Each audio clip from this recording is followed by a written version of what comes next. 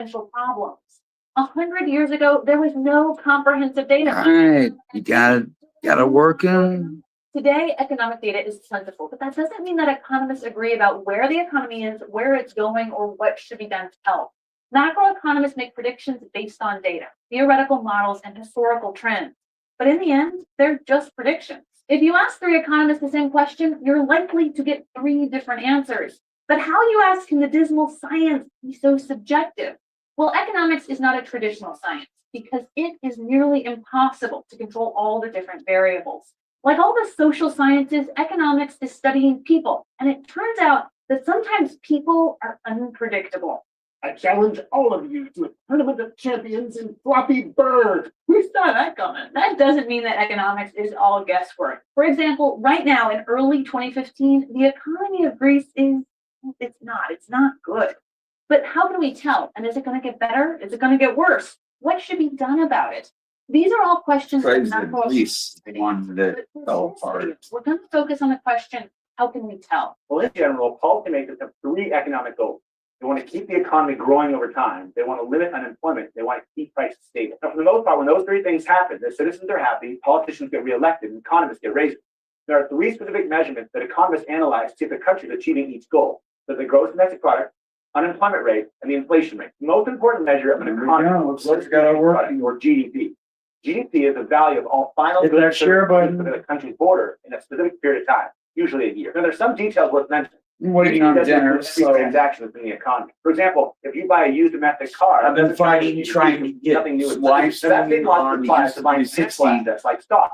all day. I did it last night, but I'm work today. Like I those don't don't count towards GDP because no new good or service was produced. Also, GDP often doesn't include illegal activity, since drug dealers don't usually report their sales to the government, or non-traditional economic activity like household production. For example, if a plumber charges someone $100 to fix their hot water heater, that counts towards GDP.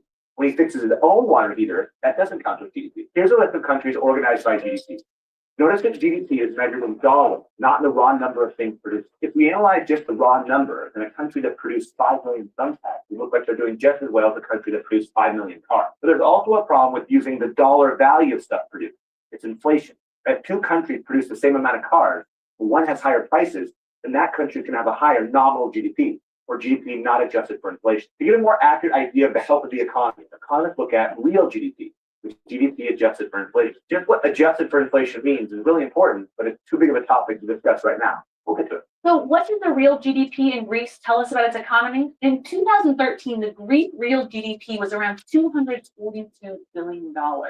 But that number doesn't really mean anything until you compare it to previous years. In 2012, it was $250 billion. In 2011, it was $288 billion. And in 2010, it was $300 billion. In fact, starting in 2008, Greece has had 6 years of decreasing GDP.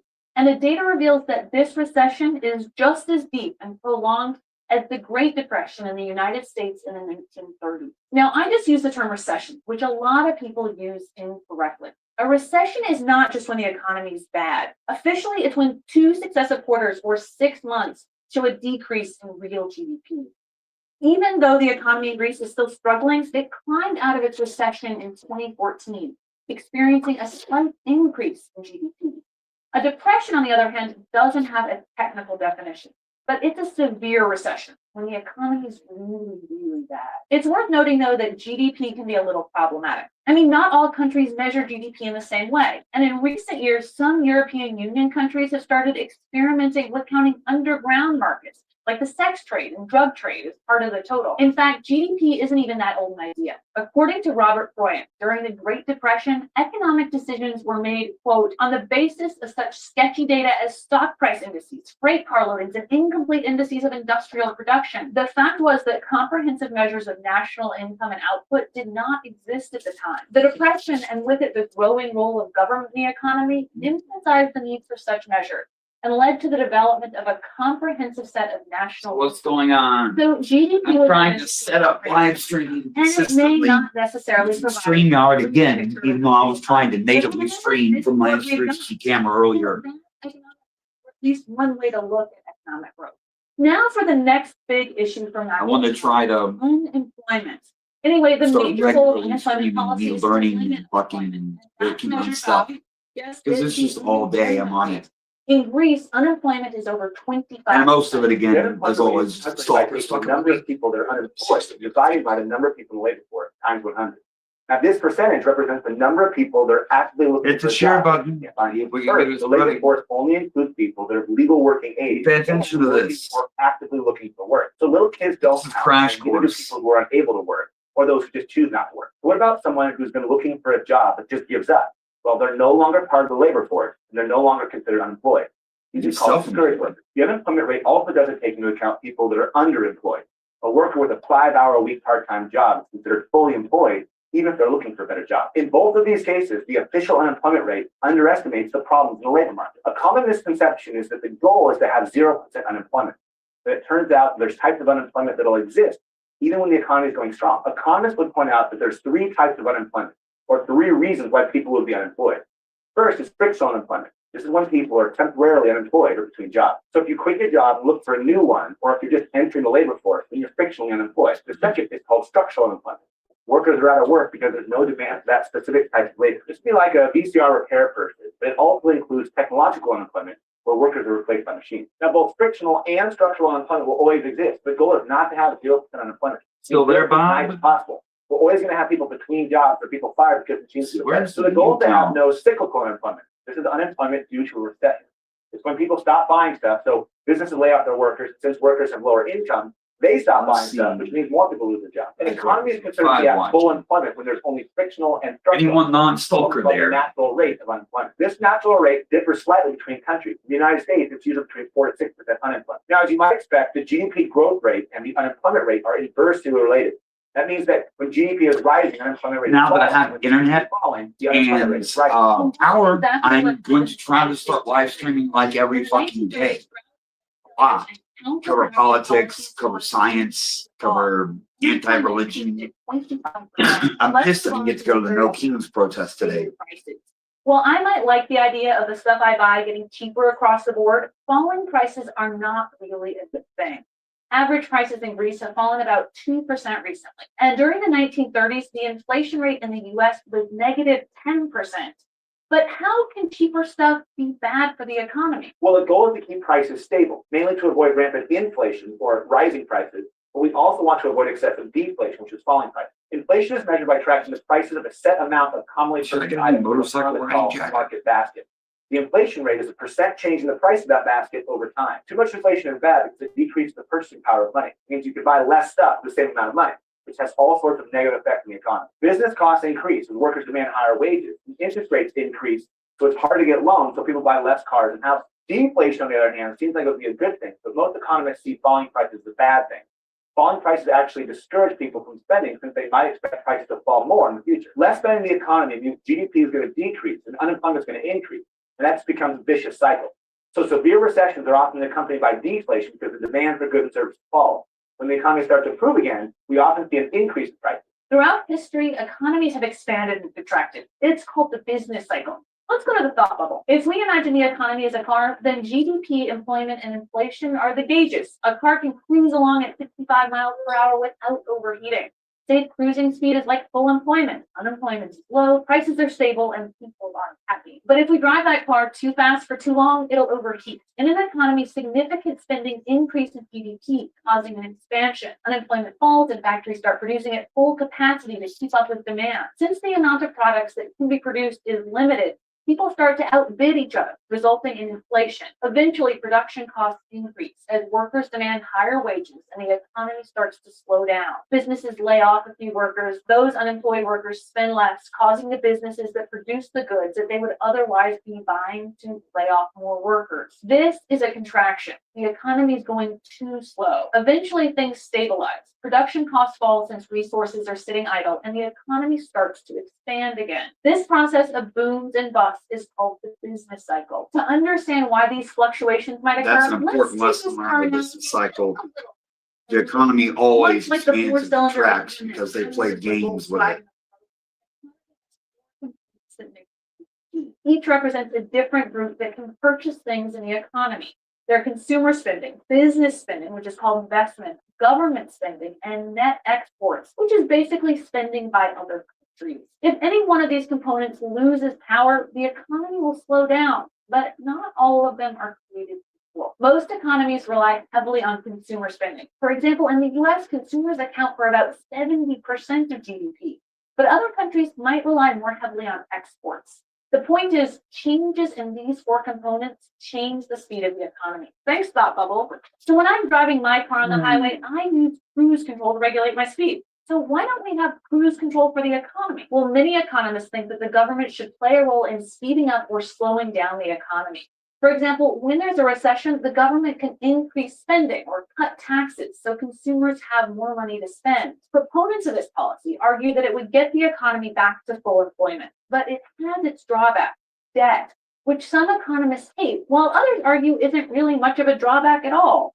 Stupid economic policy, always resisting simplistic explanations. We're going to save the debate over how to fix the economy for future videos. But for now, it's important for you to have a general understanding of how the economy works and how it's measured. After all, whether you're driving a Namco in Greece, a Kia in Korea, or a Ford in the US, your livelihood and your future will be shaped by what happens in the economy. So wear your seatbelt. By which I mean try to save a little once in a while. Okay, so we've really just touched on these three major indicators of economic health. And while they can be useful in providing a broad overview of a nation's economy, reality is, as usual, a little more nuanced than that.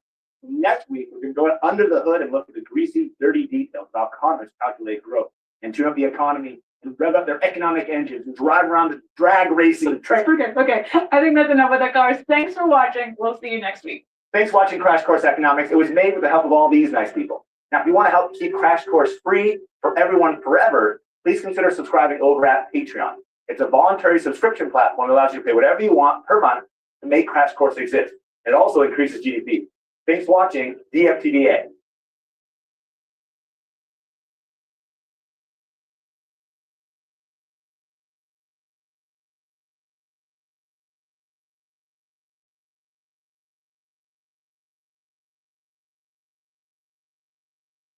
So many memory cards. I got two coming already. I got one, but it was the ultra non-extreme, and it's not going to work. So because that kind of thing is way too PI. Jewish, specifically focused on Jewish cultures and amplifying the marginalized voices of the females in that culture. Jews say women shouldn't An speak. HVAC system upgrade at a North Carolina museum because AI flagged it as DEI.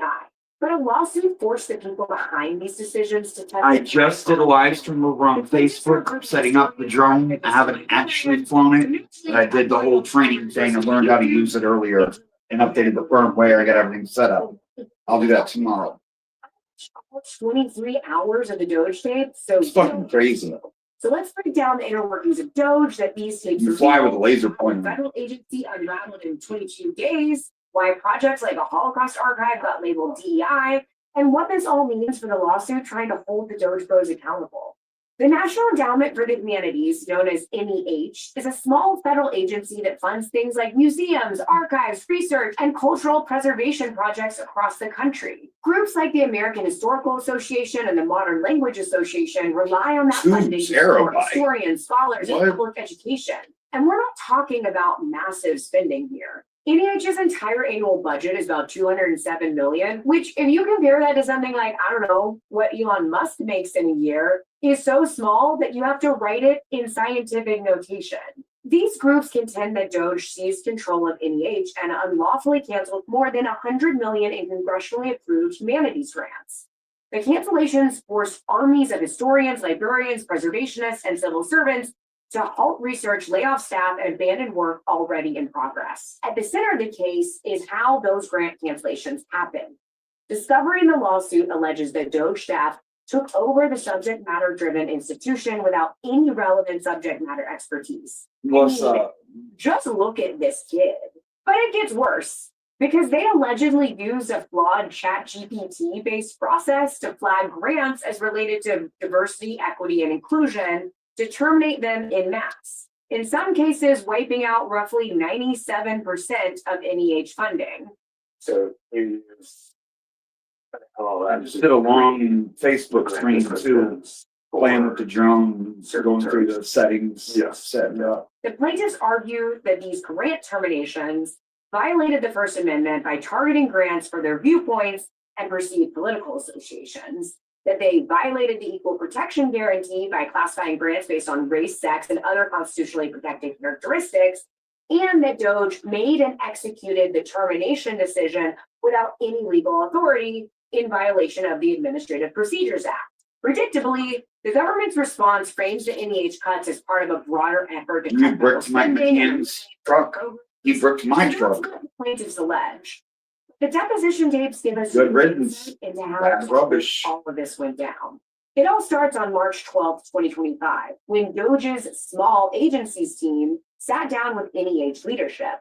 The team was led by this guy, Nate Kavanaugh. At the time, the NEH was being run by Michael McDonald. I wanted to go to the protest today. I was just tired and fucking busy. I really did. If I had more people, like if I was getting money, I'd do it. Like, I'd make it happen. Isn't a traditional NEH history nerd. His background is in finance, not humanities or grant making. He didn't have a background in diplomacy either, but somehow he was later also installed as head of the United States Institute of Peace during a separate Doge takeover, a move that itself triggered legal challenges over whether those actions were lawful. In contrast, the acting head of the agency at the time, Michael McDonald, had spent his whole career at NEH. He knew its grants, its grantees, its legal obligations. Should I get a $95 memory card? Which makes it odd that McDonald would essentially hand Doge the piece to the family Hyundai. What did they say to you about the still before? I got a pizza coming right now. What they said was, yeah, they repeated that they were here as consultants. They were here to sort of take a look at the grants that have been made, take a look at contracts, and take a look at staff situation. And that they would be assisting you as head chairman in making decisions. About 9 months in jail. To work towards to I've just been busy. advance and to get contracts. But did you push back on any of those plans in that meeting? Objection. No. What McDonald did not know at the time and would only learn later in the deposition room was what Doge planned on doing with that data. And look, in the age of AI, databases are power. You're probably on a bunch of them, and anybody with a credit card and an internet connection can pay to access them. So now is probably a good time to wipe all your personal and private information off the internet. Your cell phone number, home address, email address. Yeah, the private 500 social volt media gigabyte accounts, memory cards will not work in advanced gear. The read write speeds are too low. I got a SanDisk Ultra, it's too low. And so you can fight back and take control of your private information. Yeah, I do all 360 uploads. I had one before. I had the X3. It got stolen at Romana's. Reaching out to data brokers and websites directly on your behalf and forcing them to remove your private information. If they resist, Incogni will still take care of that too, because Incogni fights back. But what makes Incogni truly powerful in taking back control of your privacy is the custom removals feature. It allows you to flag an unlimited number of sites where your data It's well is over exposed. 1,000. And you can even have Incogni's privacy experts review and tackle the most uncooperative data brokers and people search sites. I've been using Incogni for a while now. In that time, you can see I've been on hundreds of lists, some of which have had a high sensitivity score, meaning the broker had tons of data on me. Luckily, Incogni has completed hundreds of takedowns for me. I could never do this myself. So thank you to Incogni for weeks of work and adding me to over 40 suppressions. And Incogni will continue to conduct ongoing removals because even if the broker removes your data once, they can collect it and publish again. So if online privacy is important to you, give Incogni a try. If you scan the code on screen or click the link in the description, you'll get 60% off their annual unlimited plan, or try Incogni risk-free for 30 days. If you decide you want to keep it, you'll still get the 60% discount so long as you use my code LegalEagle, one word. So sign up for Incogni or I'll see you in court. According to the deposition testimony and discovery documents filed in federal court, Doge staffer Justin Fox took the NEH's grant database and fed it, description by description, into ChatGPT! And not just any ChatGPT. This was ChatGPT 4.5. OpenAI hadn't introduced the thinking feature yet, and it was basically just a really fancy predictive text model. And I think it's fair to say that the prompt Justin Fox fed to ChatGPT 4.5 was overly simplistic. Quote, does the following relate at all to DEI? Respond factually in less than 120 characters. Begin with yes or no, followed by a brief explanation. The prompts given to ChatGPT did not identify specific These criteria are of what DEI means. good memory starts. Abundantly clear, there was no consistent definition of DEI guiding this process at all. Just a series of prompts, keywords, and yes or no outputs. Fox then compiled ChatGPT's responses into a spreadsheet. Grants that received a yes were flagged for termination. But Fox had also created what he called a detection list. This was a catalog of keywords that, if found in a grant description, would mark it for potential elimination. The list They ended up included flagging a museum's air conditioner system LGBTQ, because they said preserving the working on the quality of the museum's environmental control would enhance the preservation. Why is it Of- documentary about Holocaust survivors on DEI? It's the gender-based DEI inherently discriminatory to situations. focus on this specific group. It's inherently discriminatory to focus on what specific group. The gender-based, so females during the Holocaust. It's a Jewish, specifically focused on Jewish cultures and amplifying the marginalized voices of the females in that culture. It's inherently related to DEI for those reasons, because it's about Jewish culture. Plus, marginalized female voices during the Holocaust, gender-based violence. Trump's executive order targeting DEI directs federal agencies determining DEI-related programs and funding, including grants like those issued by NEH. SanDisk Express is the Never best clearly one defines available what right now. counts as DEI, instead referring broadly to discriminatory preferences, mandates, and programs, without setting any consistent standard for agencies to apply.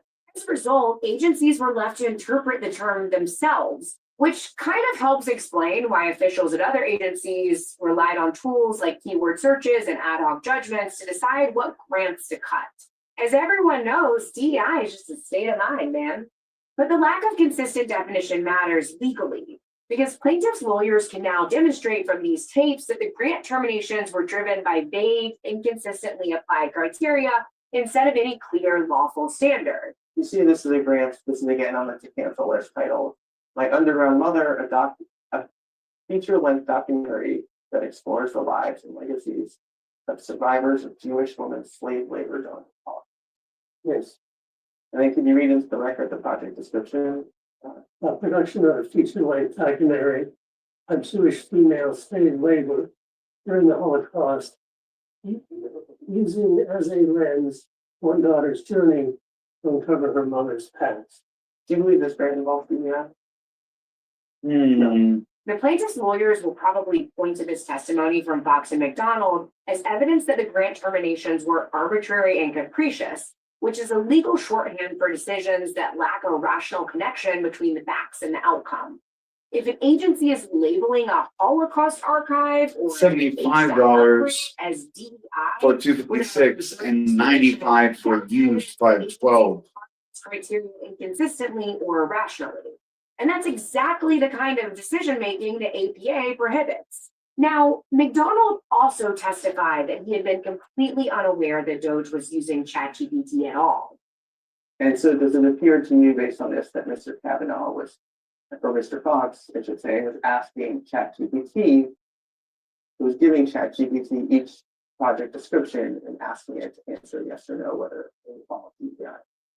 I have no basis saying what information he was feeding into ChatGPT. I guess I'll just do it. Where the descriptions from, what aspects, Yeah, I just don't know, but So what exactly did Doge terminate? Let's take a look at a few. A project to digitize photograph collections of Appalachian residents, an archival effort on the lives of Italian Americans, Another multiple $100. projects to preserve endangered Native American languages, and of course, the grant to the High Point Museum in North Carolina Oh, for that's HVAC not my purposes. sweet. Wait, what? Now you might be wondering, how exactly did ChatGPT flag a $349,000 HVAC maintenance grant as too woke to be tolerated? Well, thanks to the deposition tapes, we know that Doge staffers fed ChatGPT a prompt describing this project. Let's take a look at the description they fed ChatGPT. See if you can spot the DEI in this paragraph. The High Point Museum proposes to replace aging HVAC systems in the museum's main building to create a better preservation environment for the varied collections it houses.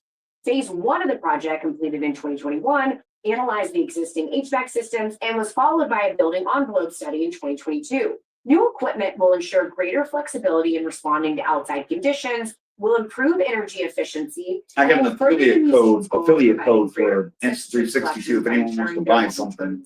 Here's You both the get discounts, so hit me up. Responding, quote, yes, improving HVAC systems enhances preservation conditions for collections, aligning with the goal of providing greater access to diverse audiences. Hashtag DEI. I don't know about y'all, but I'm starting to suspect that they did not pay for the monthly professional subscription. To be clear, this isn't ChatGPT going rogue. It's doing exactly what it was told on both ends. The user who demands that it spit out something, and its own coding that famously erred on the side of sycophancy when in doubt. Now, DOJ will likely point to their client's insistence that they didn't really rely on ChatGPT as a source of truth. But if that's true, it doesn't really line up with what they did next. The terminations happened with extraordinary speed. On March 31st, 2025, the day before 1,400 grants were canceled, Fascism is Fox happening sent a at series of urgent super messages to speed. McDonald, pressing him to act. Quote, we're getting pressure from the top on this, and we prefer that you remain on our side, but let us know if you're no longer interested. Nate Kavanaugh, Fox's superior at Doge, elaborated on the pressure in his own deposition. So as a pressure tactic, we would tell Mike that we were getting pressure from basically the White House to effectuate these contract and grant terminations that are aligned with the EO. So it's a time pressure tactic. So Doge was in a rush to move fast and break things. That much is clear. And the stated justification for all of this? Reducing government spending, supposedly. Hundreds of millions of dollars of grants were terminated from the NIH. The deficit didn't change much. And you were paid $150,000 to do that job of reducing the deficit. Do you feel like I got the quick reader coming, the microphone coming. you was wasteful spending? Think about getting the GPS remote right now. The wind muffler thing.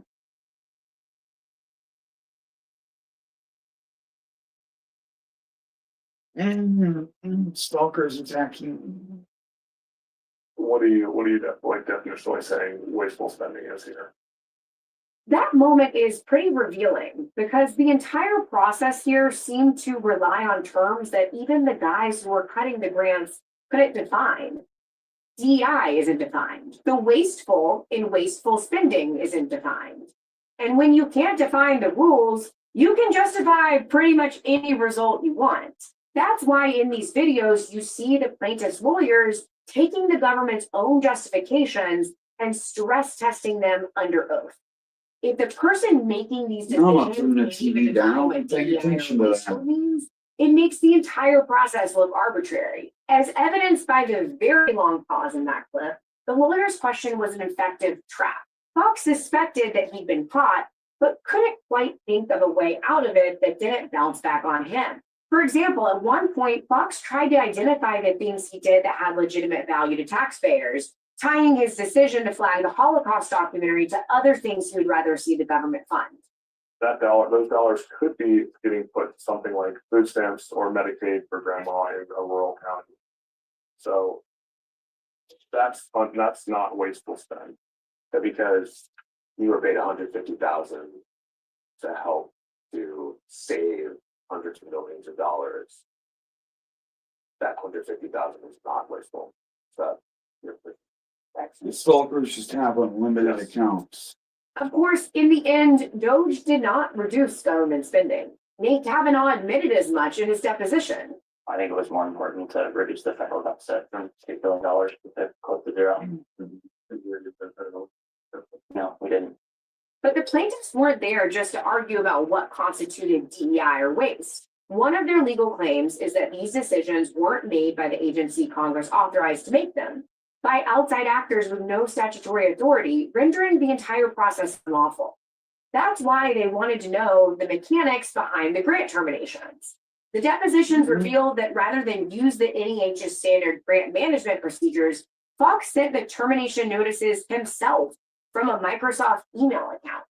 McDonald acknowledged in his deposition that it was the first time he could recall that the NEH's official functions were carried out by staff from another part of the federal government. And did you review this letter when Mr. Fox sent it to you? Yes, Did you review it closely? in retrospect, not as closely as should have. I did not see my email on this. You see it says, please contact grant_notifications at NEH email on Microsoft.com. Yes, And is that an email address you've ever seen you? Before April 1st, 2025, did you ever see that? No. Okay. Is that a typical email address for a government email address at Microsoft.com? no, Okay. And your email address is only at nh.gov, is that right? The people that stalk me are friends with Richard Crumb, I can call pedophile. Mr. Fox. They're child rapists and right-wing MAGA Nazis. Your email address was swapped out for this email address, is that right? And your I wouldn't recommend being friends with them. At the bottom, /s/Michael McDonald. You see that? yes, Did you write that there? I approved the use. Yeah, did you type in /s/Michael McDonald? No, The depositions also raised a more fundamental question that I am terminally interested in. Who is the administrator of Doge? In its prime, Doge operated without a clear statutory structure, with overlapping roles and unclear lines of authority. And that raised serious questions about whether the people making these decisions had any legal authority to do so. And as I pointed out, McDonald said that this was his understanding around March 11th, 2025. Steve Davis was one of Elon Musk's lack of a better word, lieutenants, who was placed in charge of the Doge operation. My understanding was yes, at the time that he was functionally running Doge. That's weeks after the White House named Amy Gleason as the purported acting administrator of Doge. When Nate Kavanaugh was asked about who ran Doge, he also said Steve Davis. Steve Davis. Mr. Davis. Steve was effectively my manager at Doge. You said Steve Davis led the meetings? He would open up the meeting, and then each respective agency lead for Doge would provide their relevant update. So you mentioned Steve Davis was at the top. Did he have like a deputy? No, Did you report to anyone? not in a formal capacity. In an informal capacity, it would have been Steve Davis. Was it you all along, Steve? Now, setting aside the obvious problem here that this guy had the authority to terminate hundreds of millions of dollars in grants without any real oversight, this answer made my hair stand on end because of who he didn't name. Amy Gleason, you know, the alleged administrator of Doge, the one who was administrating so hard that she only learned she was leading Doge when she was on vacation in Mexico? Never heard of her. What was Amy Gleason's role under? I believe she was the head of the U.S. Doge Service. Did she ever lead the weekly Doge meeting? Not the ones where I was present. No. Did you ever see her at the meeting? A few times. You know what her role was, aside from her title, what her actual responsibilities were? I don't. Did you get the sense? Later for this. I'm not sure. I didn't interface with her very much. It seems pretty clear from this dead-eyed stare and other testimony from Fox and Kavanaugh that they had no substantive interactions with the nominal leader of Doge. And this is not exactly surprising since the administration seemed to make up the structure of Doge as it went along. And these depositions revealed that behind the scenes, there were signs of tension, even within the administration itself, over just how aggressively to push those grant terminations. The small agencies work ultimately was winding down in around July because there was growing tension between Elon and the White House, and the desire to cut spending from the White House started to reduce for political reasons, I assume, and so I got transitioned to immigration after that. I had firsthand knowledge of the tension between Elon and the president. So, I was in a meeting with Elon, Steve Davis, Howard Lutnick, and David Stapps in the West Wing of the White House, where there was a discussion about the growing tension of not willing to, not being interested in cutting spending as aggressively as we originally hoped. And you communicated that from the White House perspective. So I don't recall. Someone communicated it, But I don't recall honestly who said it. Not if any of it. but it was said. The plaintiff's lawyer in this clip didn't take his initial "I don't recall" as his final answer because lawyers tend to be suspicious of "I don't recall" answers. Those are the go-to words when an answer could be damaging. The depositions also revealed that Doge and NEH staff used the encrypted messaging app Signal to coordinate the terminations. As we talked about back when Pete Hegseth used Signal to discuss sensitive military operations in Yemen, government employees are required to preserve official records and are prohibited from conducting government business through private channels. So changing gears a little bit, you know that you communicated with Mr. Davis via Signal. Have a conversation. Yes, I do. Okay. Did you communicate with anyone else at Doge via Signal? Yes.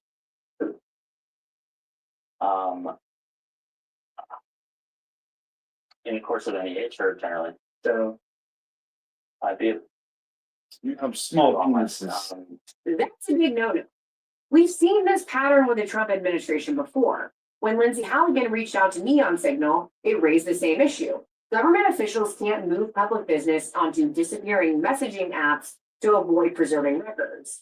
So no matter how you feel about Doge and this administration, when any pressure campaign draws a curtain around its movements, sometimes there's only one way to get answers. You gotta go to court and get those answers under oath. do you do anything to ensure that ChatGPT's perception of DEI as applied here wouldn't discriminate on the basis of sex? So It didn't matter because Oh, those batteries are $80 each. decision-making factor. But that doesn't answer my question.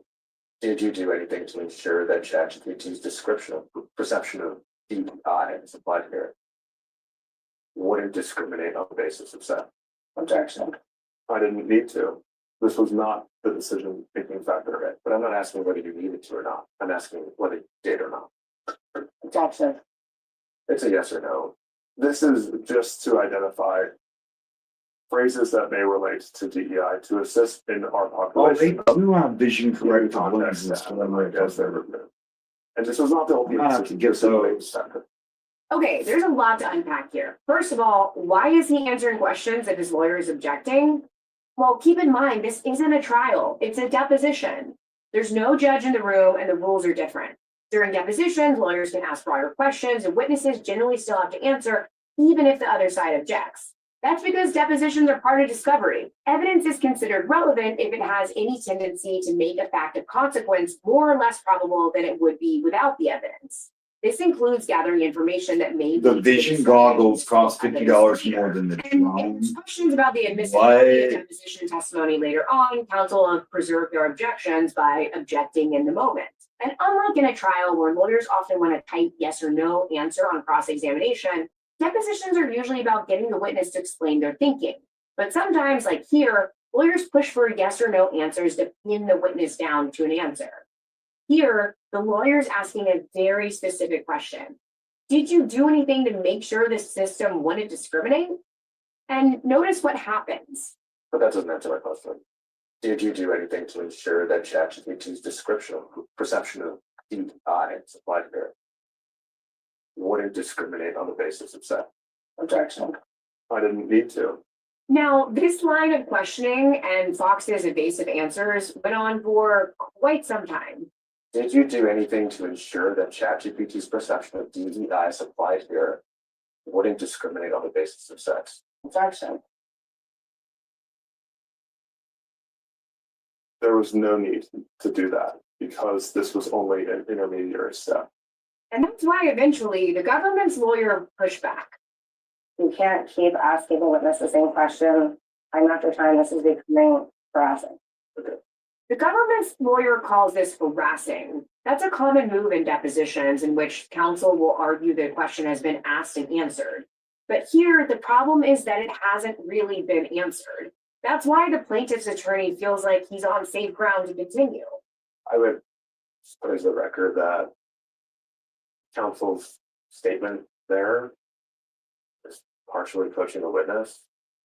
So again, I'd ask that you keep your objections to former. It's not coaching the witness. Thank you. You are You are proceeding in an inappropriate manner. I appreciate counsel. You're clearly coaching the witness, and if we need to go to court about this, we will. Okay, feel free to call the court. I have not done anything remotely inappropriate. And you are doing something inappropriate. In your estimation. Thank you. Okay. In response, the plaintiff's lawyer accused government counsel of coaching the witness. In a deposition, lawyers are supposed to make concise objections, not give speeches that suggest how the witness should answer. When objections go beyond that, the other side may argue that it's really an attempt to influence the witness testimony. Let me put it this way. If that was an attempt to coach the witness, it was a pretty weak one. I don't think the government's lawyer's interjection was a serious attempt at coaching in this example. But let's take a step back and talk about why plaintiff's counsel is pressing so hard on this point. It's because Fox insisted his use of ChatGPT was just an intermediate step before grants were terminated. That's not accidental, it's a defense. If this tool didn't actually make the final decisions, the government can argue it doesn't matter how it worked because some higher authority made the call about which grants to give. No, I got the wrong You one. can see their logic. We didn't give untrained Doge Bros free rein to cut grants with the help of AI. There was a logical, methodical process. But plaintiffs will argue the opposite. If this step determined which grants were flagged in the first place, then it matters. And if no one checked whether it could discriminate at any level, it matters even more. Remember, one of the issues here is whether Doge followed the Administrative Procedures Act and whether it had to. But by this point, the picture is coming into focus. Unclear standards, unclear authority, and a process no one seems fully able to explain. So what do these depositions actually prove? First, the depositions revealed that Doge pressured NEH to move fast. Witnesses described direct pressure from the White House, and the evidence shows a deliberate time crunch to rush the terminations through.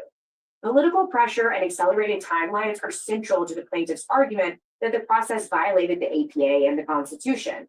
Second, the depositions expose how the decisions were actually made, and it's not pretty.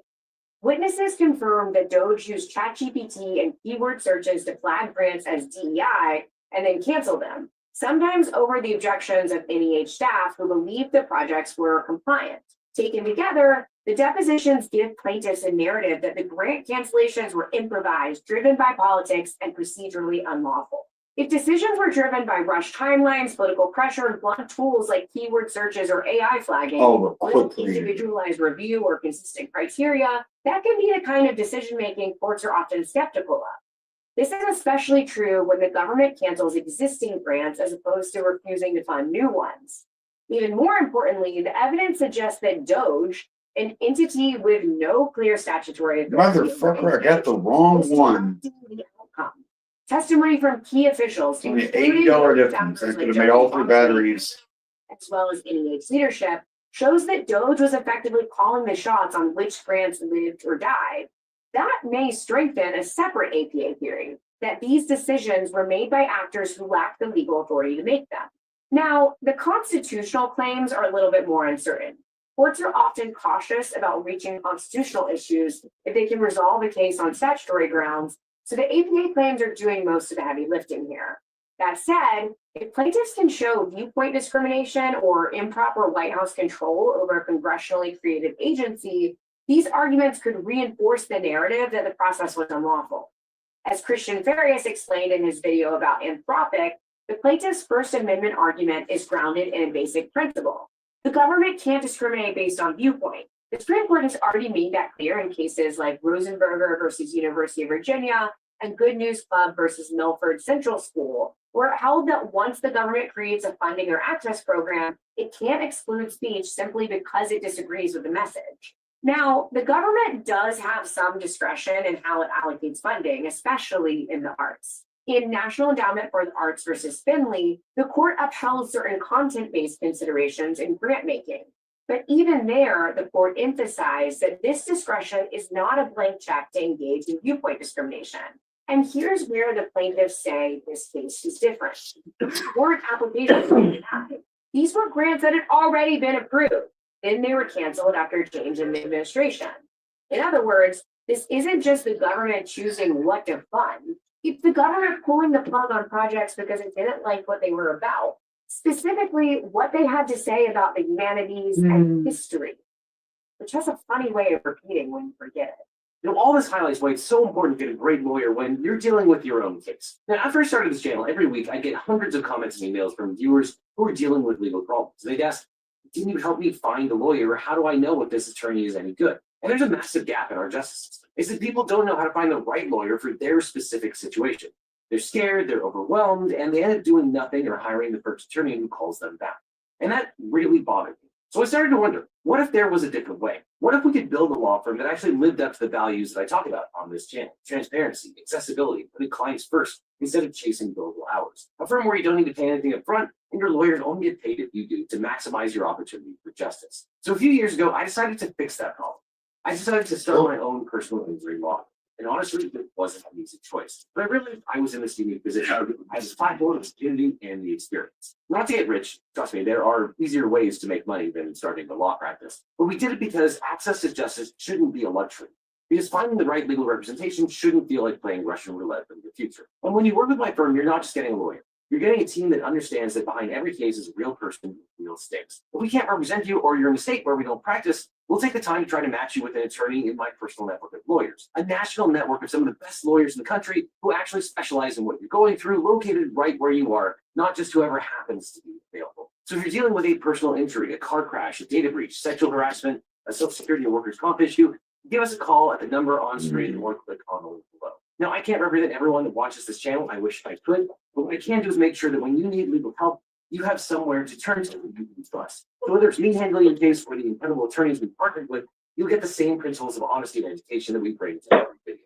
And if you're dealing with a legal issue and you're not sure where to start, check out the link in the description. Let's have a conversation about how we can help you find not just a lawyer, but the right lawyer for the situation. Because at the end of the day, that's what this is all about, making sure that when life gets complicated, you don't have to face it alone. Which is why when you need a lawyer, you don't just need a legal team, you need the Eagle team. And you put no knock on there.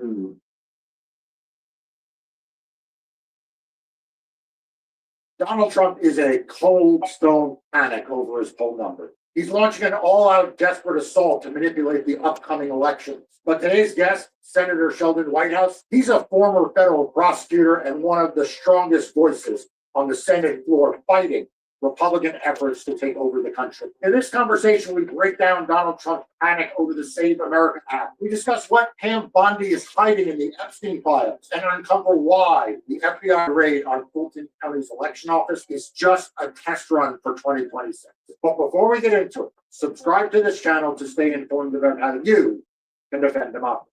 Senator Sheldon Whitehouse, welcome back to Defending Democracy. Mark Elias, wonderful to be with you. All right, so as we're recording this, the Senate is still in session. Hi, I'm Adrienne Hill. Welcome back to Crash Course Economics. As you may remember from our first video, economics can be divided into two parts, microeconomics and macroeconomics. Since macroeconomics is the one that's most often in the news, that's where we're going to start. We'll get to microeconomics, which is also super important in future episodes. But what is macroeconomics?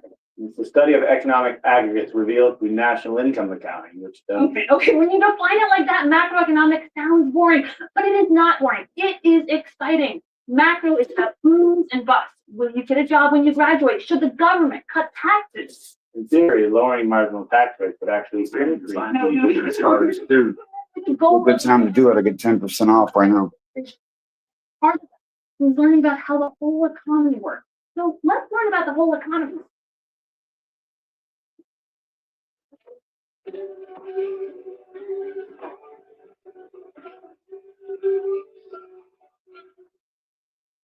So macroeconomics is the study of the entire economy. Macroeconomists study the big stuff like economic output, unemployment, inflation, interest rates, and government policies. Now, when it comes to fields of study, macroeconomics is a relatively new subject. It wasn't until the Great Depression in the 1930s that economists fully appreciated the need for a systematic way to measure the overall economy, and that we might need theories to guide policies to fix potential problems. 100 years ago, there was no comprehensive data on economic activity, so there was no macroeconomics. Today, economic data is plentiful, but that doesn't mean that economists agree about where the economy is, where it's going, or what should be done to help.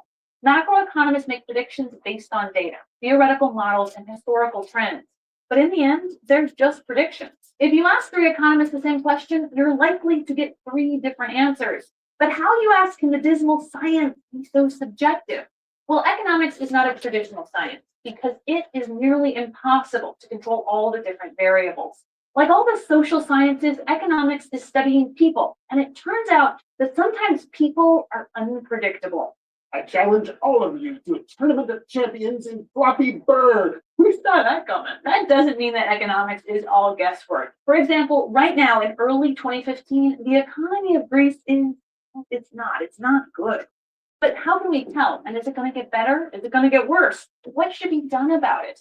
These are all questions that macroeconomists try to answer. But for this video, we're going to focus on the question, how can we tell? Well, in general, policymakers have 3 economic goals. They want to keep the economy growing over time. They want to limit unemployment. They want to keep prices stable. Now, for the most part, when those 3 things happen, the citizens are happy, politicians get reelected, and economists get raises. There are 3 specific measurements that economists analyze to see if the country is achieving each goal. So the gross domestic product, unemployment rate, and inflation rate. The most important measure of an economy is gross domestic product, or GDP. GDP is the value of all final goods and services produced within a country's border in a specific period of time, usually a year. Now, there are some details worth mentioning. GDP doesn't include every transaction within the economy. For example, if you buy a used domestic car, it doesn't count towards GDP because nothing new is produced. Now, that same logic applies to buying financial assets like stock, or when one company buys another company. For example, when Google buys YouTube. Those don't count towards GDP because no new good or service was produced. Also, GDP often doesn't include illegal activity, since drug dealers don't usually report their sales to the government, or non-traditional economic activity like household production. For example, if a plumber charges someone $100 to fix their hot water heater, that counts towards GDP. When he fixes his own water heater, that doesn't count towards GDP. Here's a list of countries organized by GDP. Notice that GDP is measured in dollars, not in the raw number of things produced. If we analyze just the raw number, then a country that produced 5 million thumbtacks will look like they're doing just as well as a country that produced 5 million cars. But there's also a problem with using the dollar value of stuff produced. It's inflation. If 2 countries produce the same amount of cars, but one has higher prices, then that country can have a higher nominal GDP, or GDP not adjusted for inflation. To get a more accurate idea of the health of the economy, economists look at real GDP, which is GDP adjusted for inflation. Just what adjusted for inflation means is really important, but it's too big of a topic to discuss right now.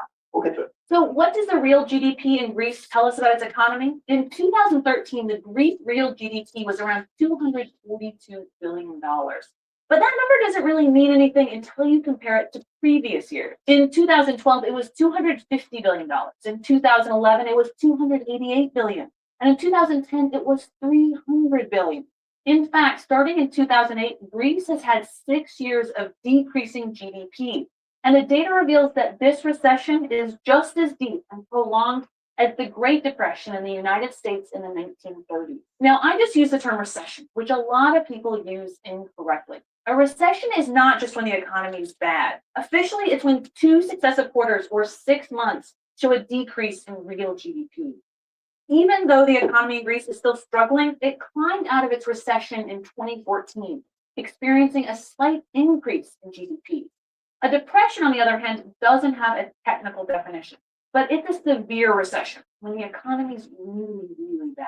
It's worth noting, though, that GDP can be a little problematic. I mean, not all countries measure GDP in the same way. And in recent years, some European Union countries have started experimenting with counting underground markets, like the sex trade and drug trade, as part of the total. In fact, GDP isn't even that old an idea. According to Robert Troyan, during the Great Depression, economic decisions were made, quote, on the basis of such sketchy data as stock price indices, freight car loadings, and incomplete indices of industrial production. The fact was that comprehensive measures of national income and output did not exist at the time. The Depression, and with it the Maybe growing let's role of educate government in the myself economy, or something. emphasized the need for such measures and led to the They'll stop development of harassing a me. comprehensive set of national income accounts. So GDP was invented to account for national income, and it may not necessarily provide a complete picture of a country's economy. But for the moment, it's what we've got.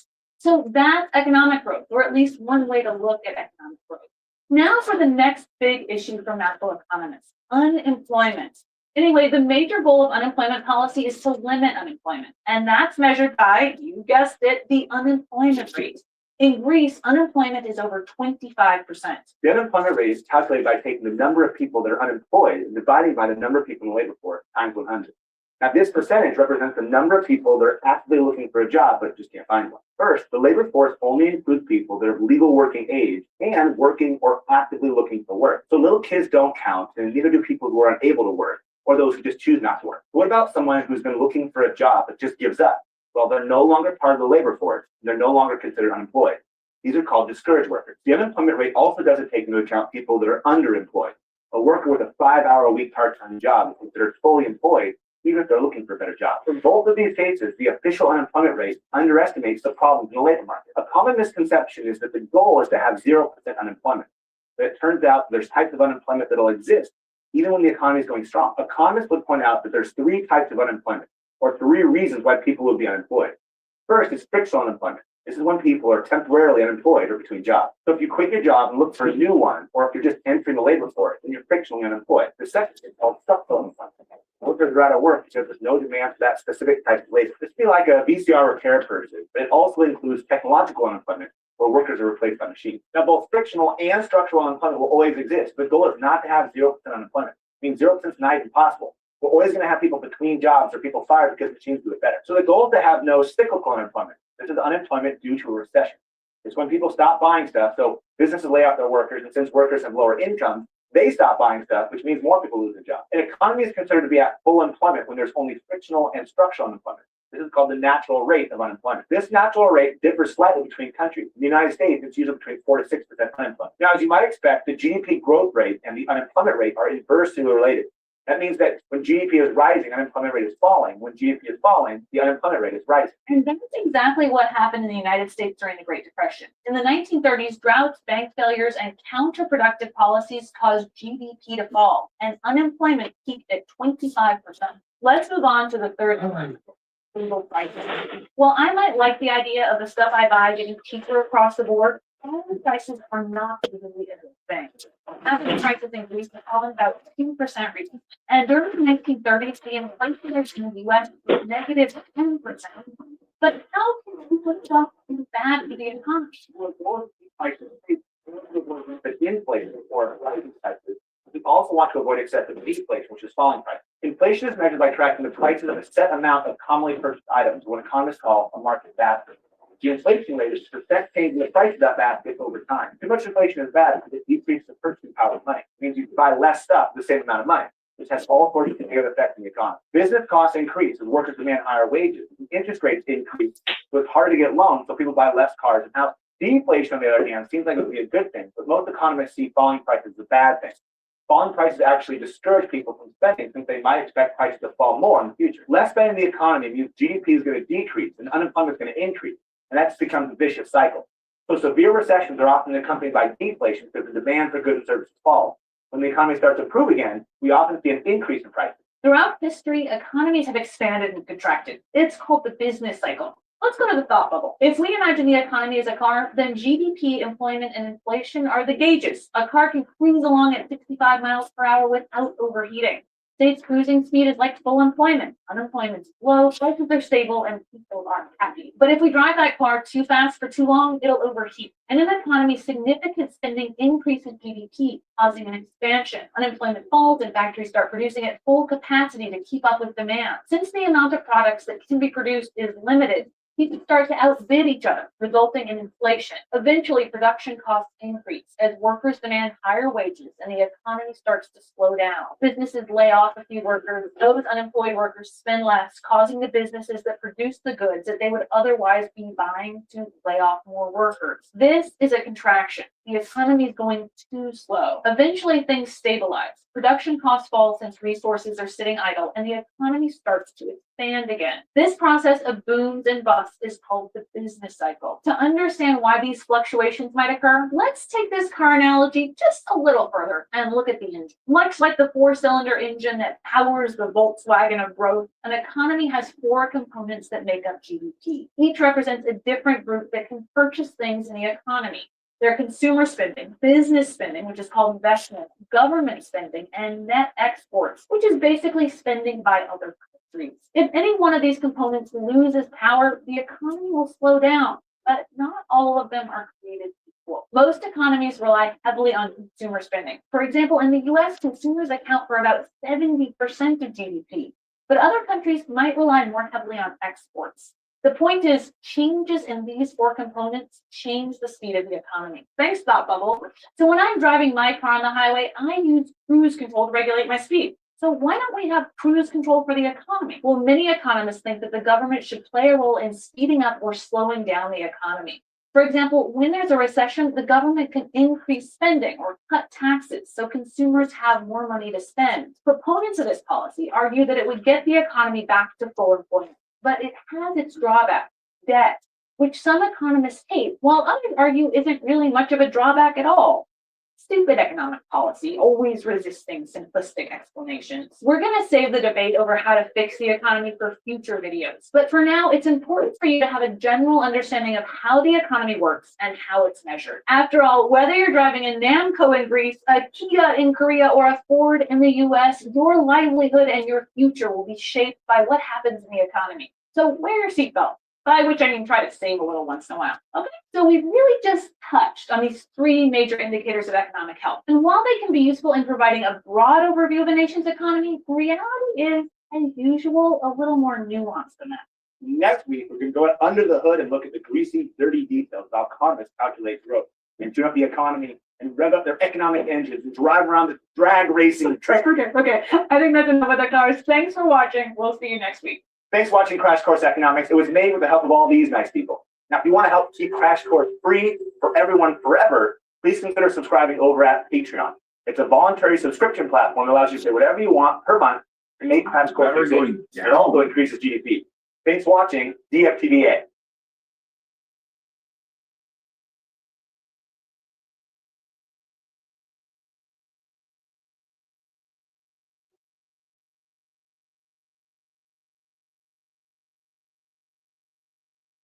Well, gang, it's official. Doge killed a whole. Hi, I'm Adrienne Hill. Welcome back to Crash Course Economics. As you may remember from our first video, economics can be divided into two parts, microeconomics and macroeconomics. Since macroeconomics is the one that's most often in the news, that's where we're going to start. We'll get to microeconomics, which is also super important in future episodes. But what is macroeconomics? It's the study of economic aggregates revealed through national income accounting. What is justice? And who gets to decide? What is liberty? And how do we measure it? Is war ever justified? Should prisons be abolished? What does communism actually mean? Should governments even exist? In a world of information, some of these questions are on your minds. Or maybe the only question on your mind is, who should I vote for? Or what's going to happen if that's who people vote for? Or wait, I'm going to be voting? No matter where you are in the information vortex, we'll meet you there.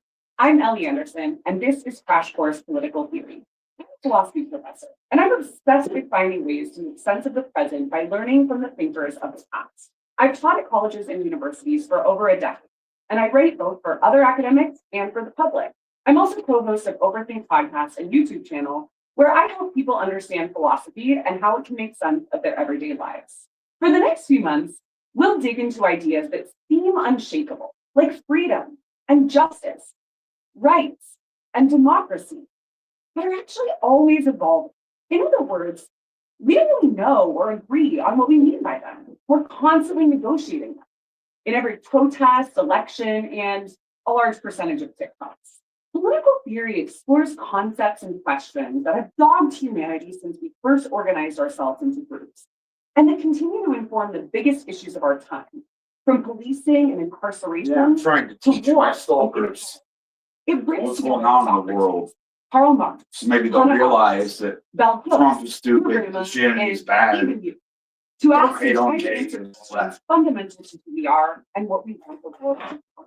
The series won't advise you on who to vote for or what to think, but political theory can give us the skills to sift through information that overwhelms us from all sides, to identify fears and values spiraling amid facts and evidence, to get a better handle on the ideas at the root of contemporary politics, and to notice patterns that can make us better informed and more compassionate citizens.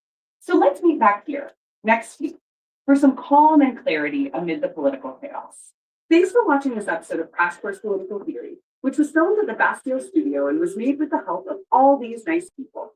If you want to help keep Crash Course free for everyone forever, you can join our community on Patreon.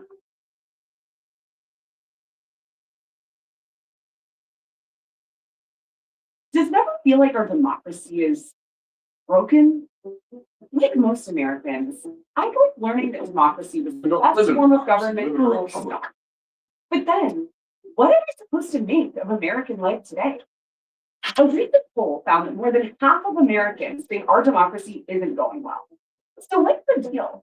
Is it possible democracy isn't all it's cracked up to be? Hi, I'm Ellie Anderson, and this is Crash Course Political Theory. This might feel like a distinctly modern problem, but a government run by the people for the people has had critics for centuries. Like when the French philosopher Alexis de Tocqueville visited the United States 200 years ago, he was pretty skeptical. And way before that, the Greek philosopher Plato had mixed feelings too. In one of the earliest written works of political theory, The Republic, Plato drew a contrast between what was tantalizing about Athenian democracy and what was realistic. He worried that citizens in a democracy would enjoy, quote, too much of the unmixed wine of freedom. And he imagined the typical citizen living life by their own whims, saying, sometimes he drinks heavily while listening to the flute.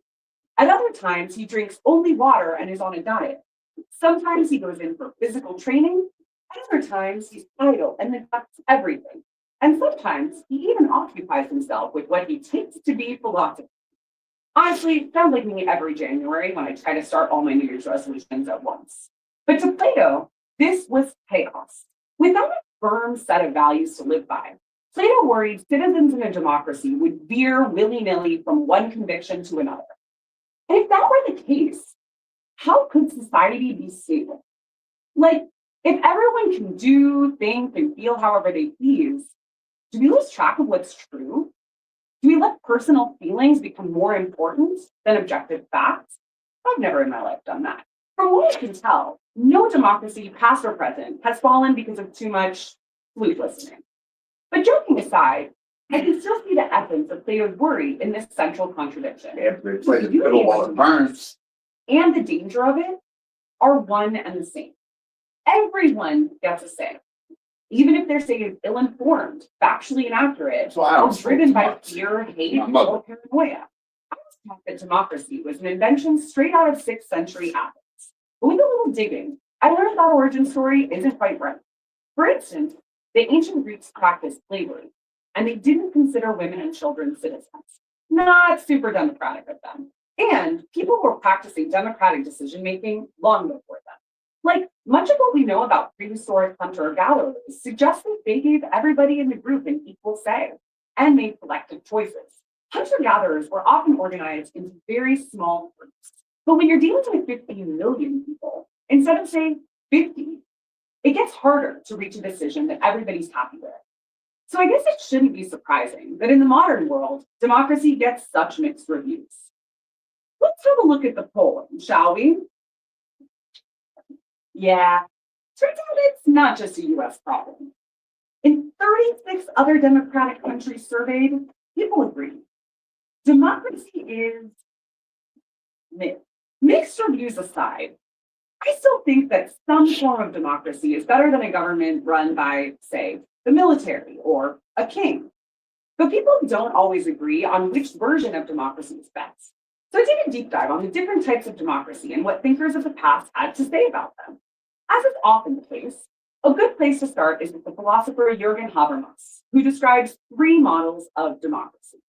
Think about them through one of the most contentious group decisions of all time. Imagine you and I and everyone else watching this video are on a road trip. How should we decide what to listen to? Let's start with the Republican view, which, by the way, isn't Republican in the partisan sense that we commonly use. This meaning of Republican describes the perspective that democracy is a shared civic value, where liberty is exercised in service of a common good. So in our road trip scenario, we figure that learning something during our time together would help us all. Hypothetically, we take a vote and listen to an educational podcast, like, I don't know, Crash Course Pods the Universe or Overthink, hypothetically.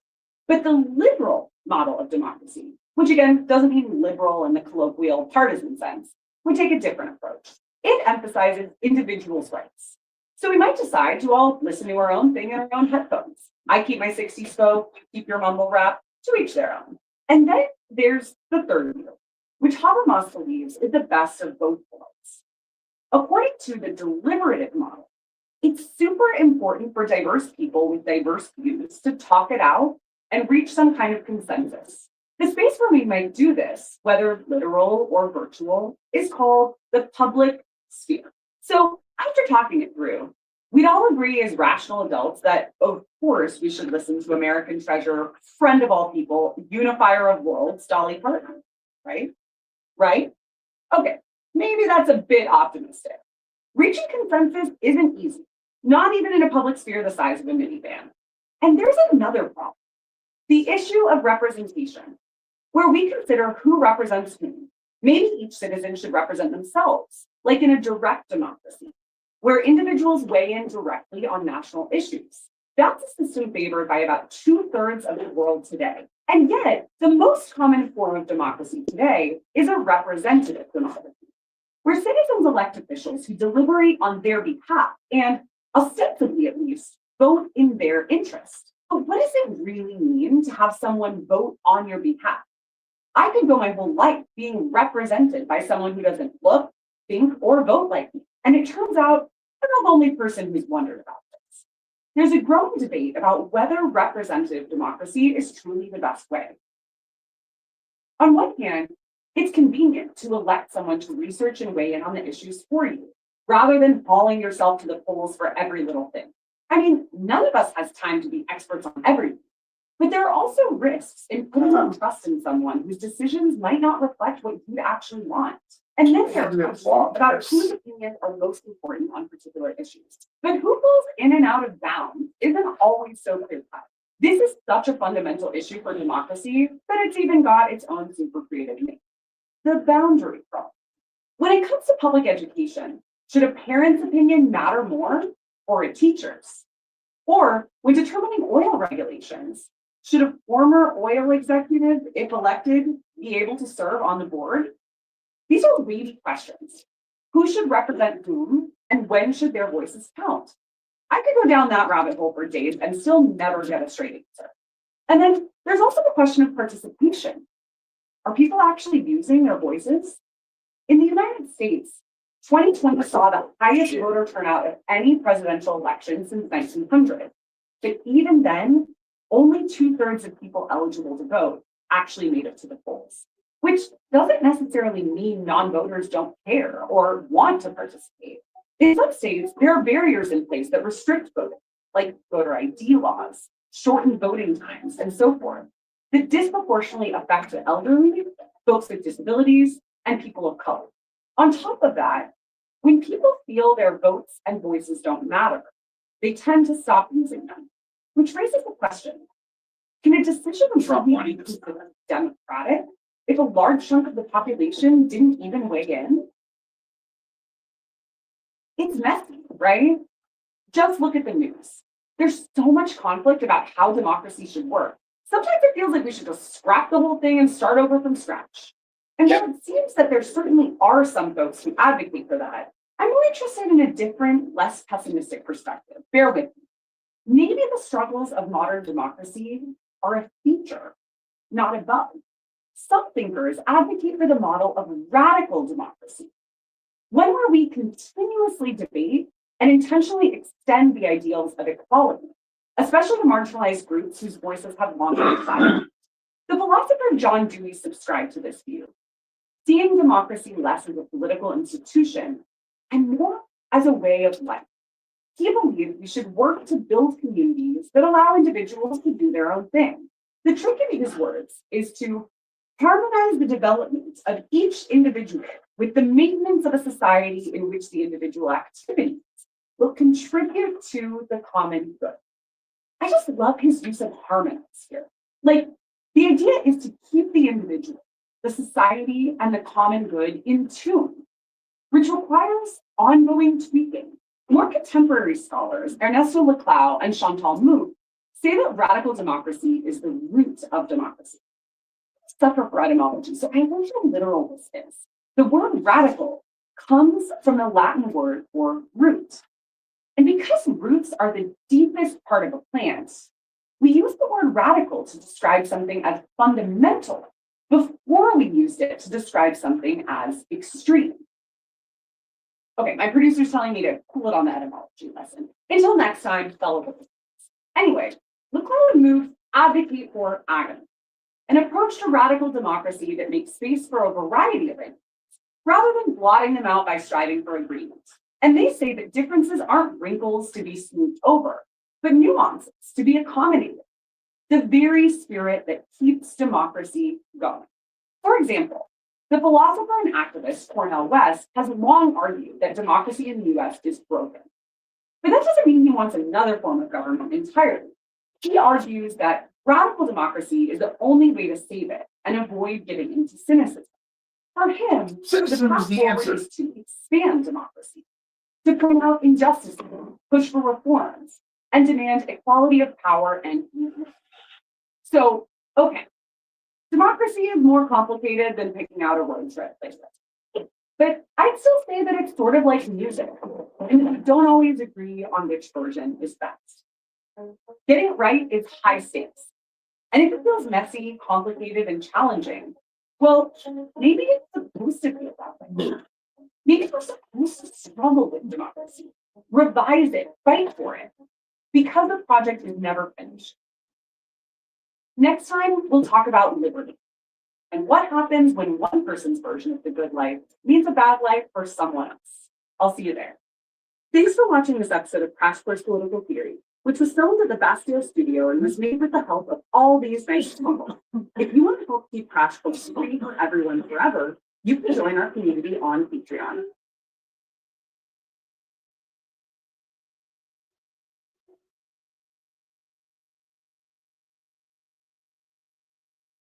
Should Americans get to own guns? If you live in the US like I do, you can't get away from this debate. And it feels like there's no agreement in sight.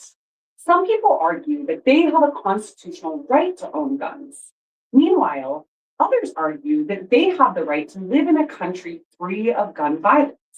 The thing is, in a liberal democracy like ours, both arguments kind of hold up, which raises the question, how do you protect everyone's rights at the same time? I'm Ellie Anderson, and this is Crash Course Political Theory. Last time, I asked if democracy is failing. And a big reason it can feel that way is because we can't agree on what liberalism, the bedrock of democracy, actually means. Individual rights and how the government protects them are core questions of liberalism. And no, I don't mean liberal as in your cousin who wears Birkenstocks and voted for Obama. Liberalism is a political philosophy of its own, a centuries-old one that focuses on liberty, or freedom. To understand how we got here, I had to go on a bit of a journey, all the way back to the 1600s. Back then, most of Europe was ruled by I haven't used the button again, this channel in a while. That system was great for the Well, people in charge, I'm really depressed. but not so I much for the haven't done a people. lot of work. Turns out you get to do whatever you want when you're running the show. I love to do more work on that. So, a few philosophers proposed a fairer system where all people have equal essential rights and the government protects those rights. But there was a catch. To get that protection, the citizens would have to give up a little of their freedom. To me, this is like a term of service agreement. Before you call a car with a ride-sharing app, you have to do a few things. You'll give the service your real name, pay for your ride, and let them track your location while you're in the car. They promise to send a car that's safe to ride in, protect your information, and charge a fair price. You give up some of your freedom, and the service provider agrees to protect the freedoms you still have. That was a bargain that thinkers like Thomas Hobbes, John Locke, and Jean-Jacques Rousseau proposed. Give up some of your freedom to the state, and the state will protect the rest. Rousseau named this theory the social contract. And if you didn't have a social contract, well, Hobbes thought life would be pretty bleak. He worried if everyone had the freedom to do whatever they wanted, it would be chaos, a lawless dystopia to rival the Exodus at the end of Coachella. He called this the state of nature and said the only way to avoid it was to make a government, but not just any kind of government. Hobbes thought the best way to enforce a social contract was to give all the power to one absolute authority, which he called a leviathan. Unfortunately, he wasn't referring to a giant sea monster, which would have been metal. On the other hand, Hobbes' contemporary John Locke wasn't into the whole single authority thing. He pointed out that an all-powerful government would probably create your garden variety oppression. But he did agree that the key to a healthy society was individual rights, especially the right to property. This idea is the seed of libertarianism. But the more I read these thinkers, the more I realized that they really only cared about liberty for some. Like, Locke helped draft the Fundamental Constitutions of Carolina, a legal document that aims to give every free man, quote, absolute power and authority over enslavement. He wanted liberty for all free white men. Bit of a flaw in your logic there, John. The social contract and the right to personal property mixed with more of classical liberalism. And Europeans brought them along when they founded the United States, along with guns, wheat, and a lot of disease. But Locke and Hobbes don't quite cut it in terms of understanding what liberalism really is today. In order to get closer to my answer, I had to jump forward to the 1970s. Let's go to the tape. The civil rights movement had recently ended, securing more rights for Black Americans. Secondly, feminists were marching for women's equality, and the income gap was widening, calling attention to the gulf between rich and poor. So the question became, in a diverse society, how do we make sure everybody has liberty? Some philosophers tried to answer this question with modern liberalism, which wouldn't just protect individuals, but would also ostensibly produce a more just and equitable society. One guy you really can't avoid once you start reading about this stuff is John Rawls, who floated a thought experiment. Imagine there are a bunch of people in a room trying to make a fair society. They don't know what their life is like outside the room, what race or gender they are, if they're rich or poor, disabled or not, etc. They're behind what Rawls called the veil of ignorance, and they have to choose some principles of justice that will be good for everyone. Rawls thought a just world is one where everyone benefits. This is the theory of justice as fairness. He figured everyone in the room would pretty much agree on the equality principle, that everyone should get the same access to rights and opportunities. If one person has the right to own property or go to school or eat a whole pizza in one sitting, don't judge me. Everyone has that right. But that wouldn't mean everyone has the exact same right. Rawls thought there would always be some inequality, and that was okay as long as first, everyone should get the same chance at a better life. Someone can have a higher paying job as long as everyone has equal opportunity to get that job. And second, inequality should give the most benefits to the people who have the least. Like the person who has more should have a job that helps everyone, especially the least advantaged. He called this the difference principle. I'm an isolationist. I'm never around people. And views of Rawls in such as pressing political debates together. The precedent simplification says government works only if it helps the most marginalized people. If it doesn't, it's unjust, and it's the state's responsibility to correct it. This might mean establishing a universal basic income or healthcare for all. Let's call it distributive justice. A conservative interpretation says more or less the opposite.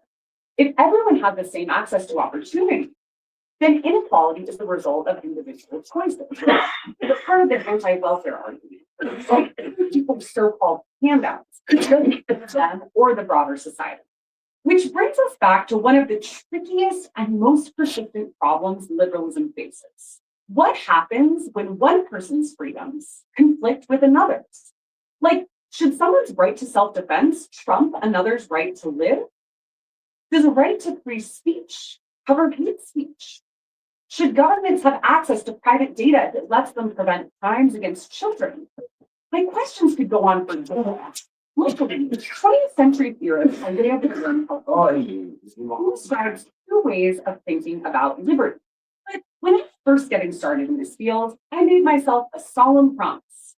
Never try to approach dense political theory without being properly prepared.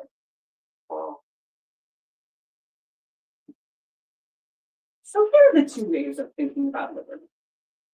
Negative liberty is the absence of obstacles. Negative liberty. Nobody's interfering in your life or blocking your way. This is like practical liberalism kind of thing. Leave me and my stuff alone. Positive liberty, on the other hand, is the presence of self-determination. If you have positive liberty, you can have control Once I was grateful, but and make the decisions you want. Here's another way to think about it. Imagine that a person decides to apply for a job at the mall. She goes right up to the store, resume in hand, and nobody stops her. This is negative liberty. No person or entity is interfering in her decision to apply. Now, let's say this person's real dream is to study archaeology, but she comes from a low-income family. She's unable to go to college and pursue that. In that way, she's driven by her circumstances, not her own sense of purpose. She doesn't have positive liberty. Berlin thought positive liberty was too abstract to work in the real world. Like, how can you attribute everything to self-determination when there are always so many factors? But others argue that focusing on negative liberty, overt obstacles like laws against women or people of color attending college, for instance, people and the choices are shaped by their social environment in subtler ways. Even without those kinds of obvious obstacles, other things interfere, like race and class privilege, social norms, and even language itself. Like maybe our job seeker's family has limited income in part because of bygone racist housing laws. The obstacle has been removed, but there's still inequity there in terms of generational wealth. Or say every professor in the local university's archaeology department is white and male. Even if she can afford to go there, she may not be set up to succeed by the curriculum. So here's what I learned. Liberalism is all about individuals' rights, and protecting them means stopping people from interfering in the rights of others. But in a diverse society with legacies of inequality, that's easier said than done. To maintain equality, should a society ignore the differences among people, or should it emphasize different? Some philosophers, like Chandran Kukathas and Kwame Anthony Appiah, say that liberalism already protects people of all cultures. If everyone has individual liberties, we don't need to do anything special for particular groups.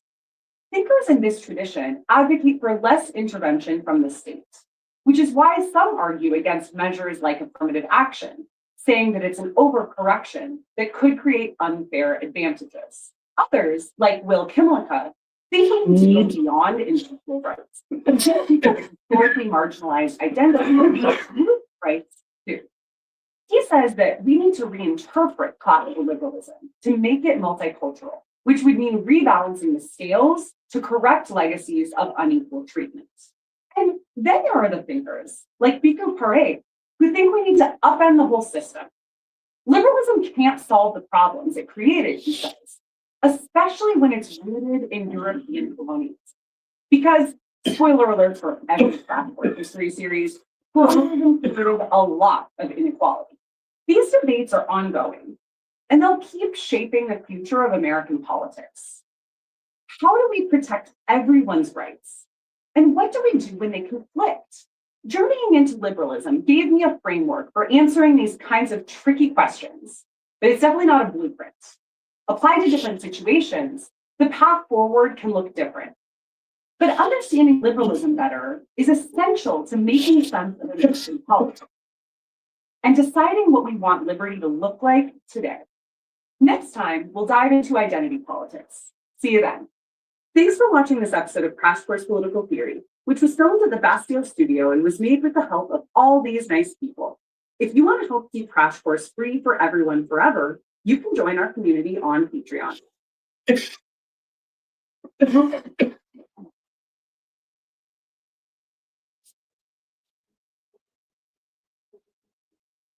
Affirmative action in college admissions is over. That's per a 2023 landmark decision from the United States Supreme Court. In his concurring opinion, Justice Clarence Thomas wrote that race-based admissions, quote, fly in the face of our colorblind Constitution.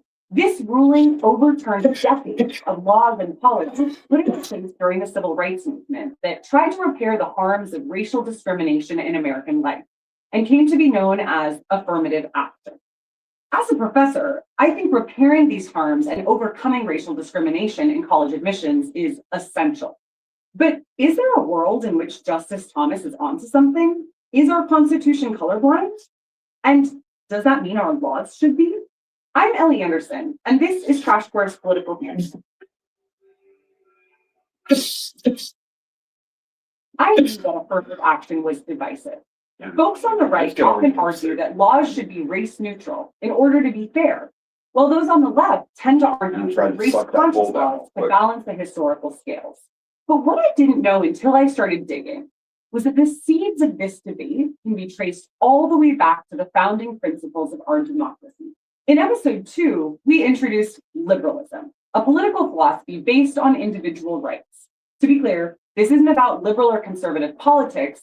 It's about the broader concept of freedom and liberty, the stuff we celebrate with fireworks and hot dogs and bald eagle paraphernalia.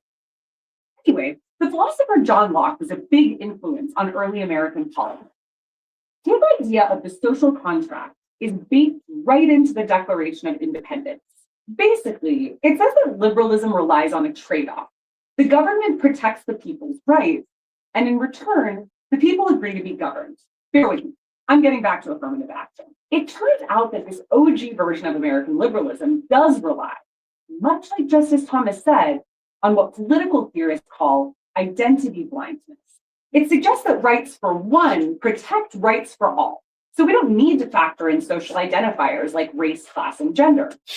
It assumes that we all start from the same point. But because the people who came up with liberalism were 17th century white guys, this version of liberalism assumes we all start from that place, which I'm going to have to say, au contraire. Hold on, I'm going to need a double for this one. Much better. Let's go. Turns out, I'm not the first to object to this idea. An author I often turn to, the British political scientist Cheryl Payton, gave a major clapback. In her 1988 book, The Sexual Contract, Payton points out that the social contract was created by men for men.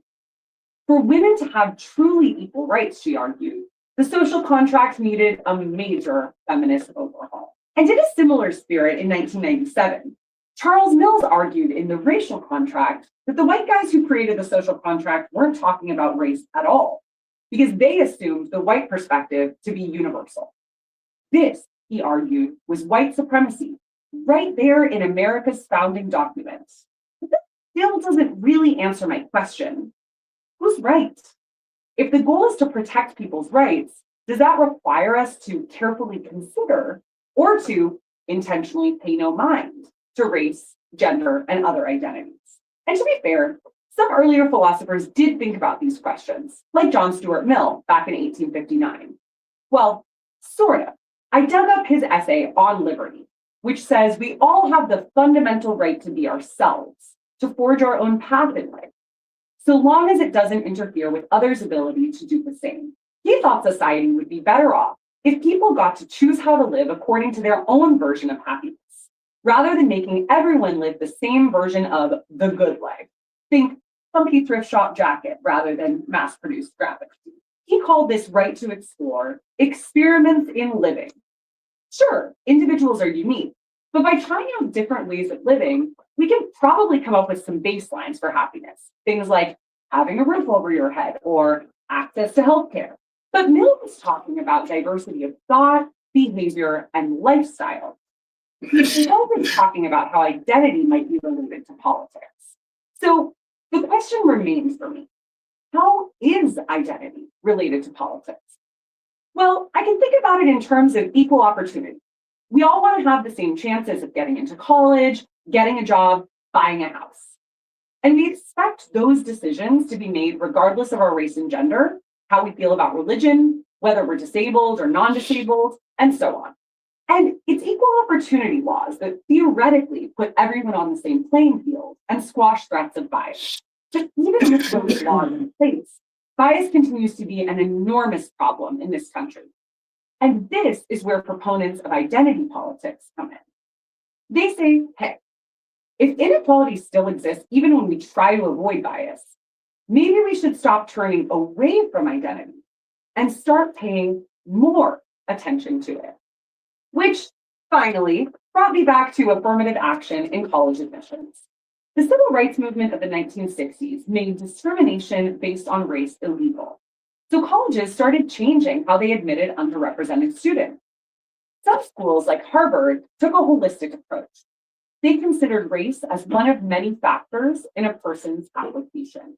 And they hired student recruiters to visit high schools around the country and encourage their peers to apply, especially low-income and first-generation students. Other schools, like UC Davis, put a racial quota in place. They set aside 16 out of 100 spots for, quote, qualified minorities. Neither of these approaches sounds perfect to me. Not because they aren't. Figuring out how to codify fairness isn't easy. But college admissions experts report that when schools try to consider factors other than race to boost their numbers of students of color, things like family income or GPA, nothing works as well as when they take race into account. Hold up. I think I smell important document. In 1963, before affirmative action was signed into law, only 1% of Harvard's student body was Black. Kind of feels like maybe there was some systemic discrimination going on. Almost 60 years later, Black students made up over 10% of Harvard's class of 2022. And in case you're wondering, Black people accounted for about 14% of the US population that year. Those in the identity politics camp would argue that this growth wouldn't have been possible without race-conscious admission. And I should point out here that diversity in student bodies doesn't just benefit historically underrepresented groups. Research shows that all students benefit from racial diversity on campus, from academic achievement to preparing for the workforce, and even improving intergroup relations down the road. But the people who disagree with Harvard's longstanding practice of race-conscious admissions, and it was Harvard who got hauled to the Supreme Court, along with the University of North Carolina, point back to liberalism's identity blindness to make their case. To take any identity factors into account, they argue, is fundamentally unfair. But fairness isn't the only issue raised by critics of identity politics. Some worry that when you reduce complex people to a set of simplified traits, what you call identity essentialism, you risk misunderstanding and maybe even stereotyping them. It's like saying that everyone who studies philosophy isn't fun at parties. I'll have you know I'm very fun at parties, especially when karaoke is involved. But the point is, in any group of people, regardless of what they share in common, you'll find differences in their worldviews and experiences. and even in how strongly they identify with their group. And when you essentialize based on race, well, that can start to look like racism.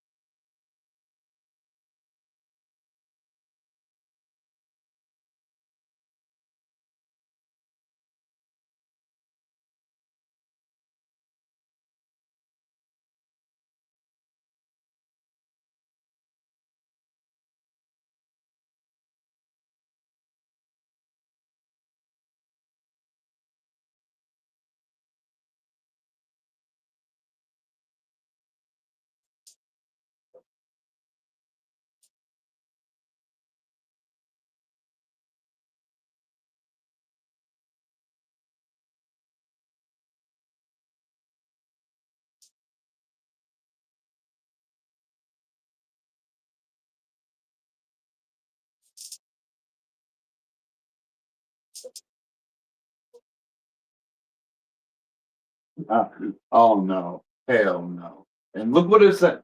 Look at this. Make sure it's fucking one.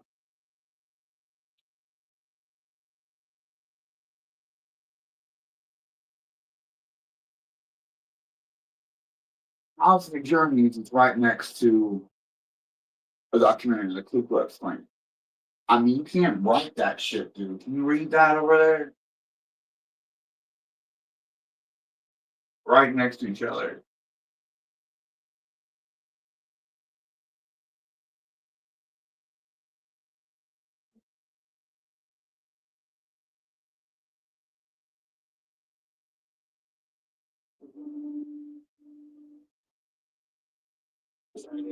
That intellectual property is real. Thought this was space. House of Journeys. With US. I didn't click on the right thing. I know. I'm gonna.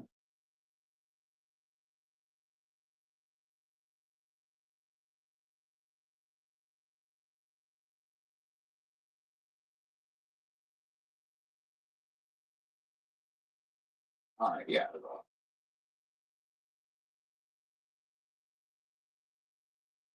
I might as well just Fires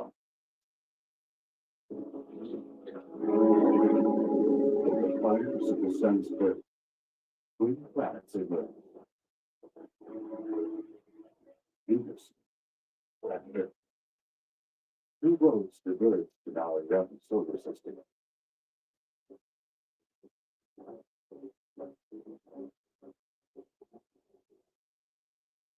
Nature does one of those through the beams of the Venus of light. While enveloping the other in acid flux, 5 feet and volcanic works. Why do Venus accept this? And what light can Earth's sister planet shed on the search for other worlds like our own?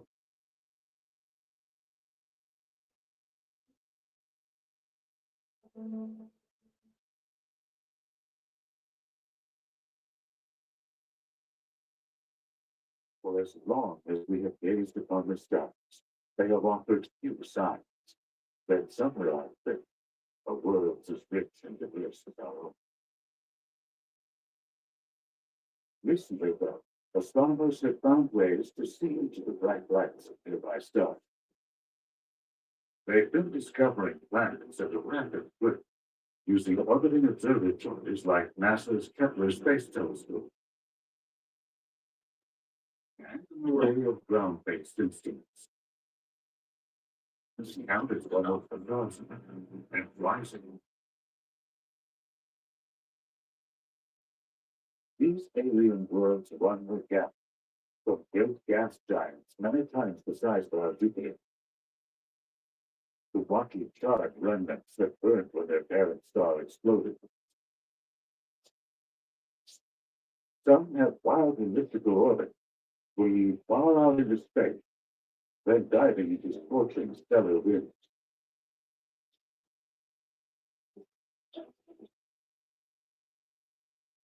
The others orbit so close to their parent stars that their surfaces are likely bathed in molten rock.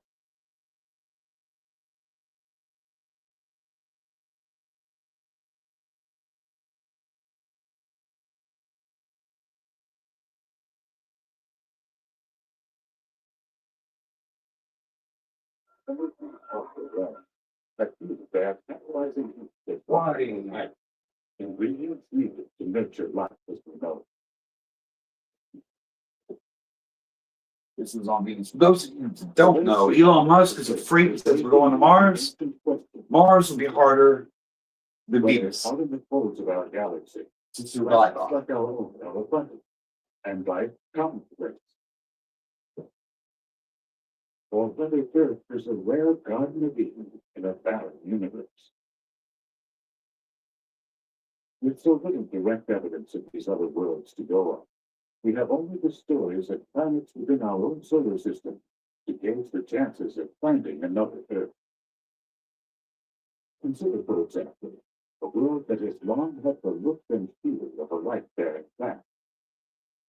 Except for the moon, there is no brighter light in our night sky than the planet Venus, known as both the morning and the evening star.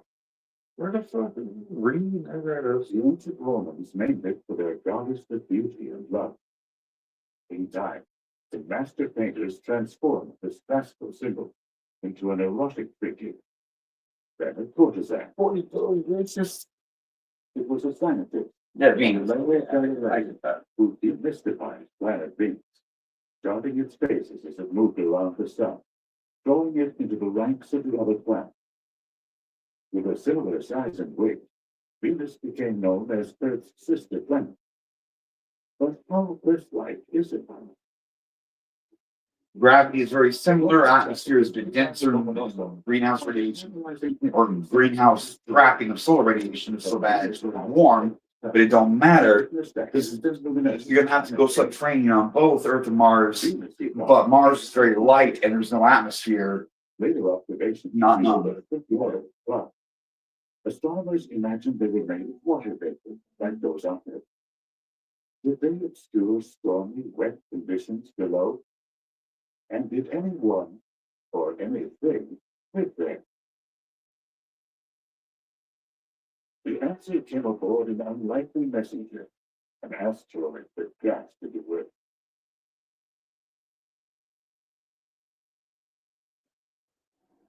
That is, according to the classic sci-fi adventure, the first spaceship on Venus. Spaceship from another planet, which exploded in the air before landing. A mysterious computer disk is found among the rubble. We've offered access to the world's largest computer to try to decipher strange language. With anticipation rising on it, an international group sets off to find out who sent it and why.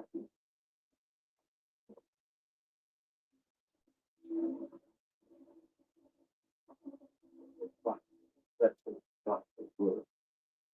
Know what the organizations want to switch rabbits.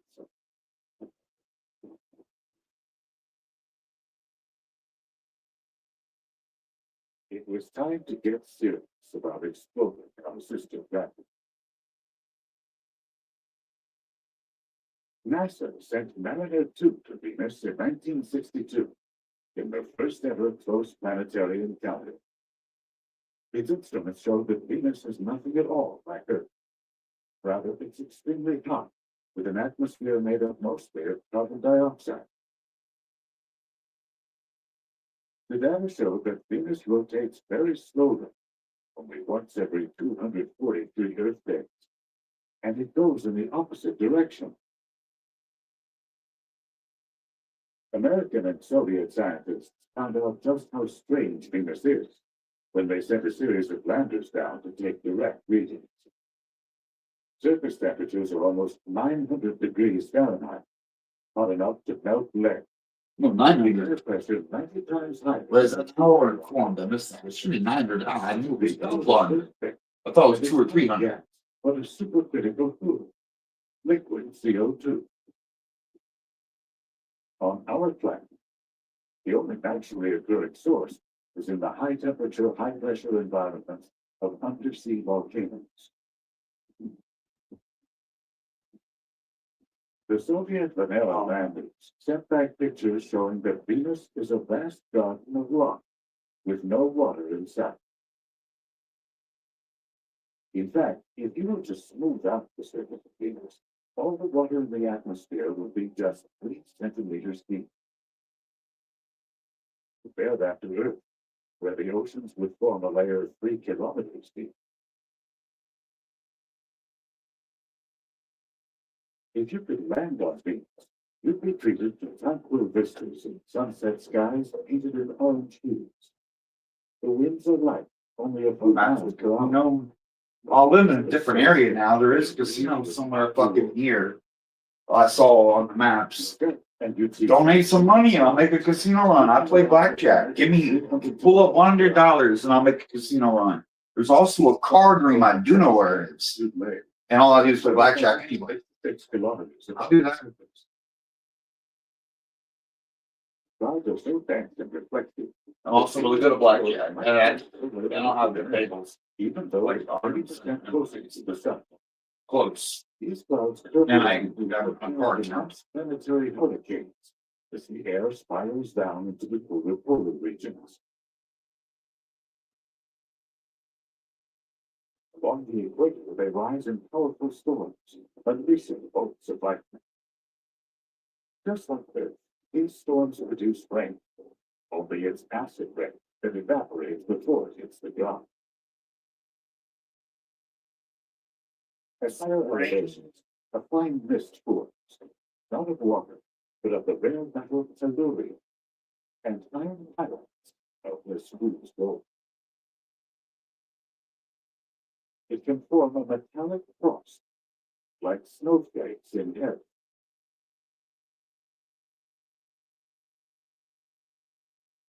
Scientists have identified around 1,700 major volcanic centers on Venus, ranging from lava domes and strange features called arachnoids or coronae, to giant volcanic summits. The planet is peppered with volcanoes, perhaps in the millions, distributed randomly on its surface. Venus is run through with huge cuts, thousands of kilometers long, that may well be lava channels. Our sister planet is a volcanic paradise in a solar system shaped by volcanism. The largest mountain on Earth, Hawaii's Mauna Kea volcano, measures 32,000 feet from seafloor to summit. Rising almost 3 times higher is the mother of all volcanoes, Olympus Mons on Mars. Jupiter's moon Io is bleeding lava. It's produced deep underground by the friction of rock on rock, caused by the gravitational pull of its mother planet. Then there's Neptune's moon Triton, with crystals of nitrogen ice shooting some 10 kilometers above the surface. Saturn's moon Titan, with frozen liquid methane and ammonia oozing into lakes and swamps. On our planet, volcanoes commonly form at the margins of continents and oceans. Here, the vast slabs of rock that underlie the oceans push beneath those that bear the continent. Deep underground, magma mixes with water. The rising pressure draws it out with explosive eruption.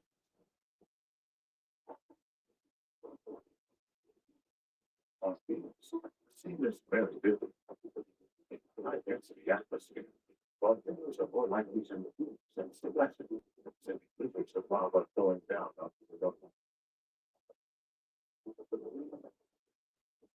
They resemble volcanoes that form their hotspots like the Hawaiian Islands. There, plumes of magma rise up from deep in the earth, releasing the pressure and steam of eruption.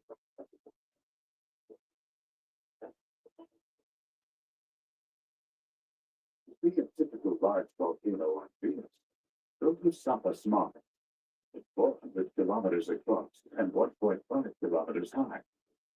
The mountain was likely built through eruptions at its summit, but as magma reached up from below, it began to drain out through subsurface tubes or cracks.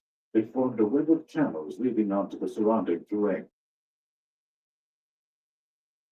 This means, like Earth, still volcanically active.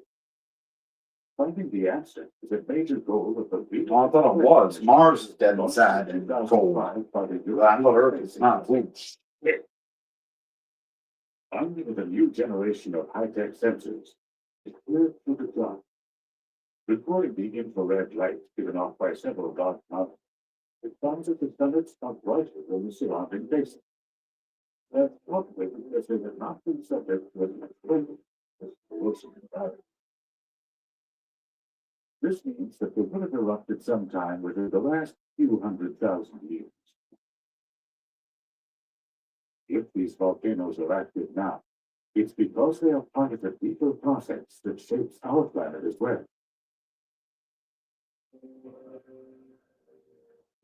On Earth, the release of heat from radioactive decay deep in its mantle is what drives the motion of oceanic and continental plates. It's dependent on erosion and other processes associated with water.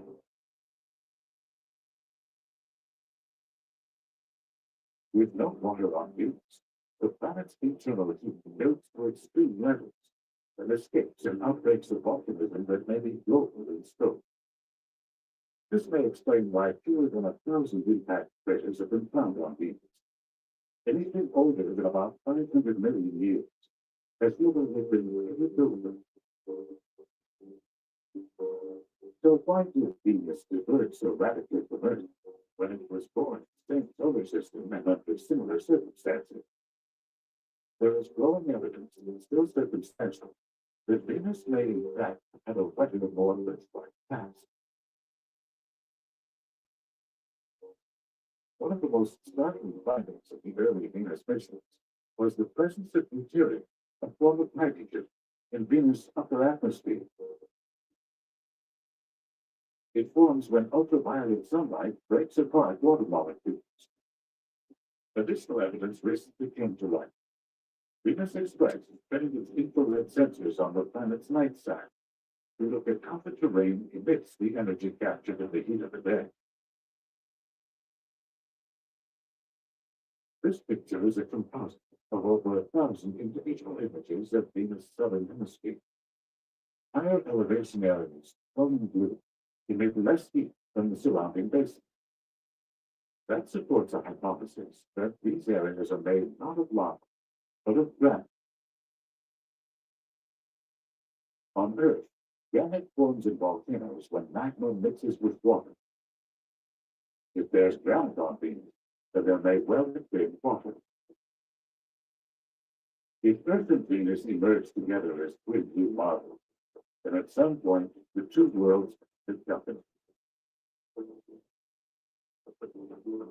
Earth developed ways to moderate its climate, in part by removing carbon dioxide and greenhouse gas from its atmosphere. Plants, for one, absorb CO2 and release oxygen in photosynthesis. 1 square kilometer of tropical jungle, for example, can take in several hundred tons of CO2 in just a year. That's nothing compared to the ocean. In a year's time, according to one recent study, just 1 square kilometer of ocean can absorb 41 million tons of CO2. Earth takes in its own share of CO2. When rainfall interacts with rocks, a chemical reaction known as weathering converts atmospheric CO2 to carbonate compounds. runoff of the land washes it into rivers and the sea, where they settle into ocean sediments.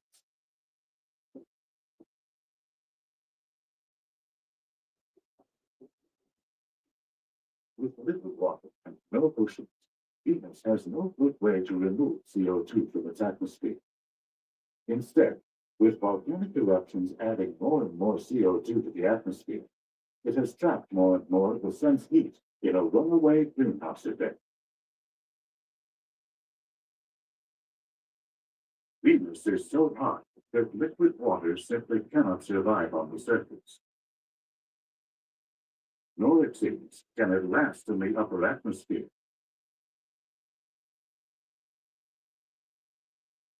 The culprit is the sun. The outer reaches of its atmosphere, the corona, is made up of plasma heated to over 1,000,000 degrees Celsius. From this region, the sun sends a steady stream of charged particles racing out into the solar system. The solar wind reaches its peak, wake of written eruptions on the surface, called coronal mass ejections. Coronal mass ejections cause massive EM waves that could fucking fry the whole western part of the planet.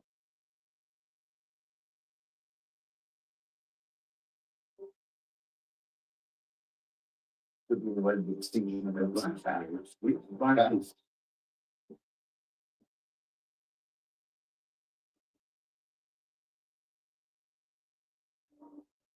That heads out toward Earth.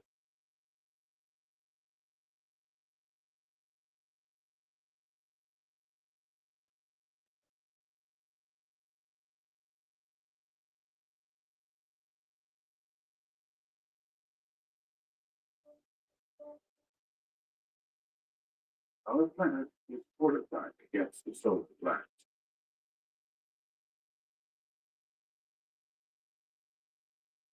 Plumes of hot magma rise and fall in its core as it spins, generating a magnetic field that extends far out into space. It acts as a shield, deflecting the solar wind and causing it to float high. It's this protective bubble that Venus lacks. Venus Express found that these solar winds are steadily stripping off lighter molecules of hydrogen and oxygen. They escape the planet on the night side, then ride solar breezes on out into space.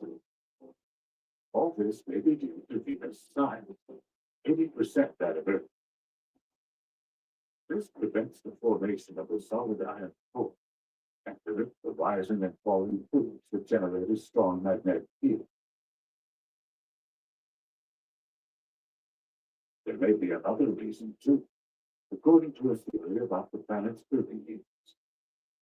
A young planet Venus encountered one or more planet-sized objects in violent collisions.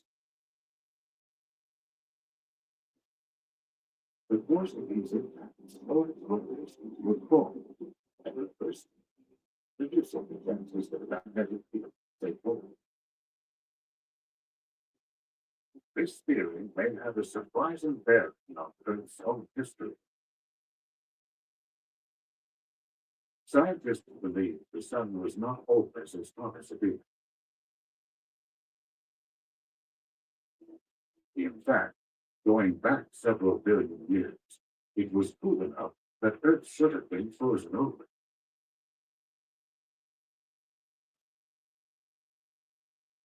Because it was not, this is known as the faint young sun paradox. Earth's salvation may well be linked to Venus' effect. The idea is that the Earth occupied an orbit closer to the Sun, allowing it to capture more heat. The gravity of two smaller planets with unstable orbits would have gradually pushed it out to its present orbit. The pair would eventually come together, merging to form the Venus we know.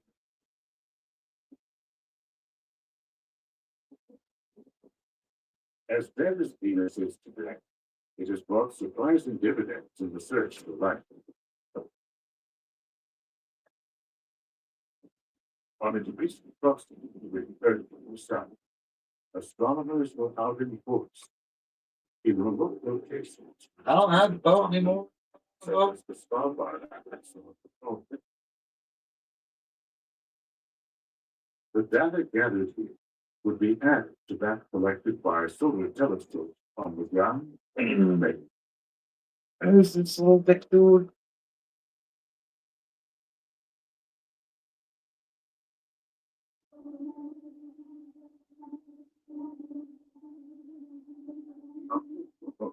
But the flames of spectacles that will not occur again. It never ceases to amaze me how many people waste their time to try to interfere with my life. Get a life.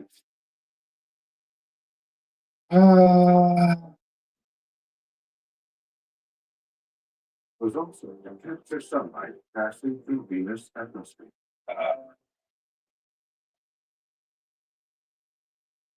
Today, the Kepler Space Telescope is searching for planets around distant stars. Yes, small By detecting penis. shifts in their light as a planet passes. But telescopes in the future may be able to analyze the light of the planet itself. If elements such as carbon or oxygen are detected, Yeah, tell him $100. each world may well be Earth-like. Venus provides a benchmark and some valuable perspective. So what can we mean with the evolution of planet Venus? As we continue to scan the cosmic horizons, the story of Venus will stand as a stark reminder.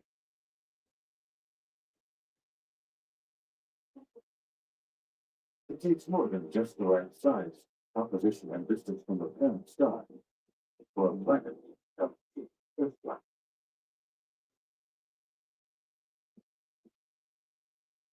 No matter how promising your planet may be, there are myriad forces out there that can radically alter its course. For here was a wood, Venus, poised perhaps on the brink of a glorious future. But bad luck cast its way. Now we can only imagine what might have become of Earth's distant planet.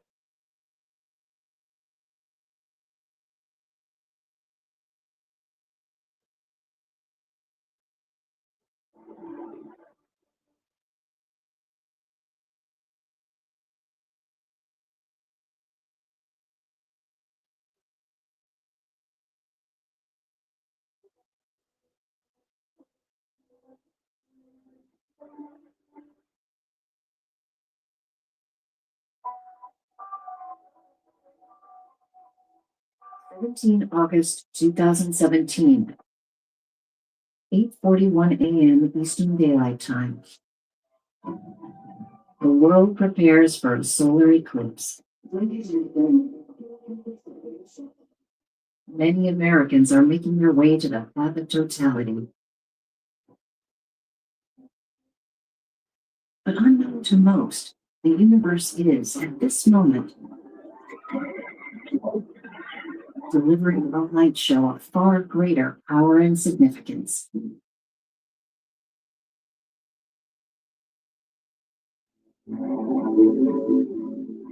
$130 million light years out, in a galaxy astronomers call NGC 4993, two ancient and powerful stars are climaxing a dance that began 11 billion years earlier. Their fateful embrace has torn partners to shreds. It has given rise to something new. And for the first time, astronomers are able to both see its light and hear its gravitational thunder.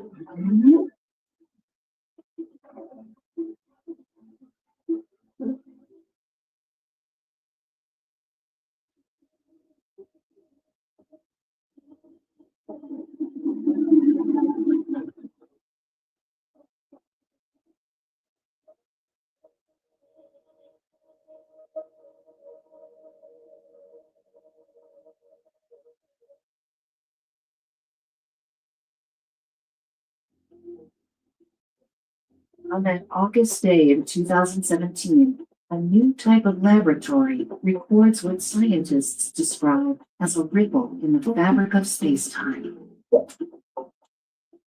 The lab is actually a pair of L-shaped detectors, each leg 4 kilometers long. But they're separated across a continent. Together, they're called the Laser Interferometer Gravitational Wave Observatory, or LIGO. And the signal this lab has caught is different from, and much longer than, any they've seen before. Less than 2 seconds later, NASA's orbiting Fermi Gamma Ray Burst Monitor notes a weak spray of high-energy photons. The European Integral Space Telescope has seen it too.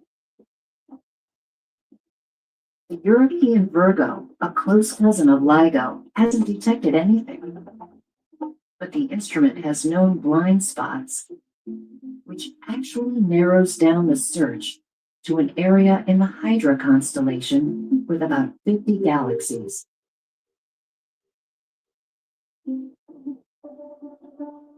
Urgent emails go out to observatories across the world, and for the afterglow. Wide field telescopes begin looking for anything that wasn't there before. Atop a mountain in Chile, the relatively small 1-meter Henrietta Swope telescope takes a telltale picture in NGC 4993. It's an old galaxy. Most of its big stars have long since exploded, leaving behind black holes and neutron stars. Chat messages fly across the world between research centers. In just 45 minutes of comparisons to earlier images, astronomers pinpoint a bright new object. Other telescopes confirm it. It's the violent merger of 2 superdense neutron stars. As they spin closer together, the pair bleeds orbital energy into gravitational waves. They clinch in a flash of gamma rays, touching on a bright outburst that astrophysicists call a kilonova. For the first time, a single astronomical event has been both seen and heard.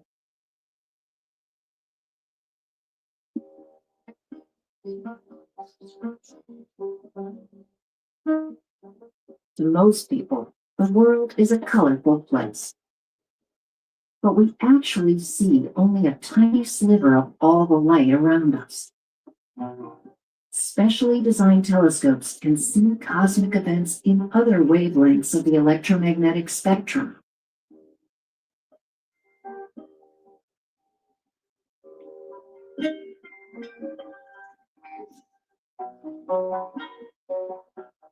And new gravitational wave interferometers, the twin LIGO facilities in the US and the Virgo instrument in Italy, can go beyond.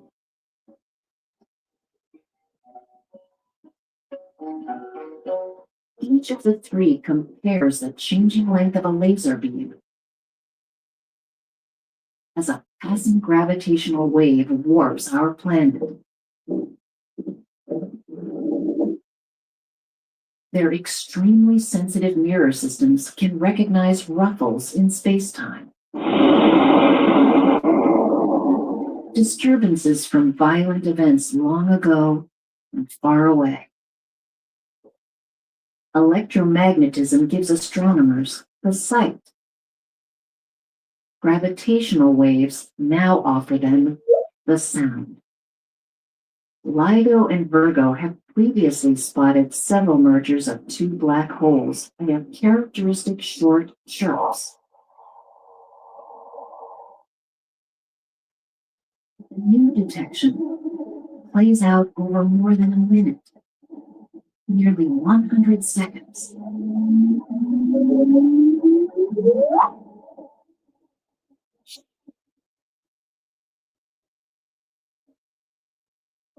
That indicates the collision is between two objects, still heavy, but lighter than black holes. Neutron stars. When neutron stars smash together, magnetic fields 1 billion times stronger than our sun's swirl around the crash site, quickly organizing themselves into polar jets that stimulate the gamma ray burst. Newly liberated subatomic particles bombard the shredding star layers, making new heavy elements and blasting them into interstellar space. In NGC 4993, all of this happened 130 million years ago.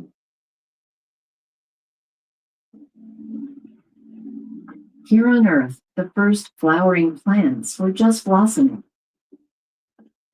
And the newly evolving birds recently split from dinosaurs.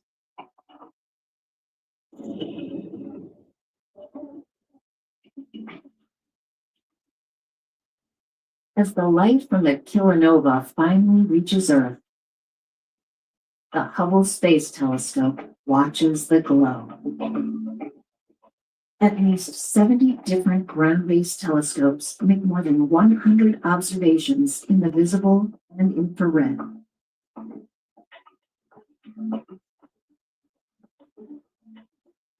More than a week after the signal first hit LIGO, the orbiting Chandra X-ray Observatory spots a blush of X-rays at the same location on the sky. This 8-day delay tells astrophysicists this merger produced very tight jets of particles not pointed at Earth, and that explains why the Fermi satellite gamma ray data were unexpectedly faint. In just a few weeks, this faraway marriage of neutron stars has been observed in every part of the electromagnetic spectrum and with gravitational waves.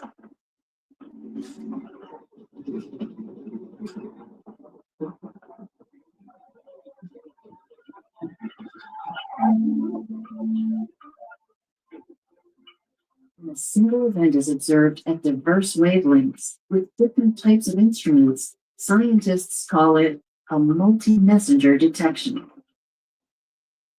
Seeing this first kilonova proves that gravitational waves travel at the same speed as light. And if you look at the spectrum of that light, you can see what the component stars were made of and what they made as they exploded. The gold in our jewelry, the uranium in our power plants, the rare earth elements in our electronics, all were created within exploding or colliding stars. Neutron star crashes billions of years ago made it possible for us to build spacecraft and advanced telescopes.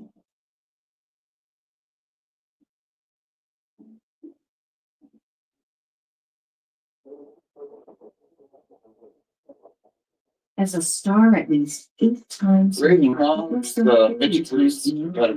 our sun reaches the end of its life, it collapses, triggering a supernova explosion. When the celestial smoke clears, what's left behind is a rapidly spinning, ultra-dense core. It's only 10 to 20 kilometers across, and it weighs more than our sun. As it rotates, it may fire off tight particle beams at nearly the speed of light. If we see them rhythmically sweeping across a line of sight, we call it a pulsar.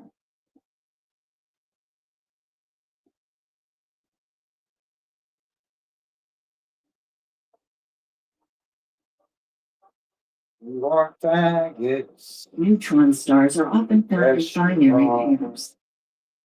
As they orbit closer and closer around their common center of mass, the revolutions grow faster and faster. The moment they join, a short burst of gamma rays and a lasting X-ray afterglow confirm the new creation. The end result may be a black hole, or it may be another long-lived or short-lived neutron star. And of this first detection, astrophysicists don't yet know which.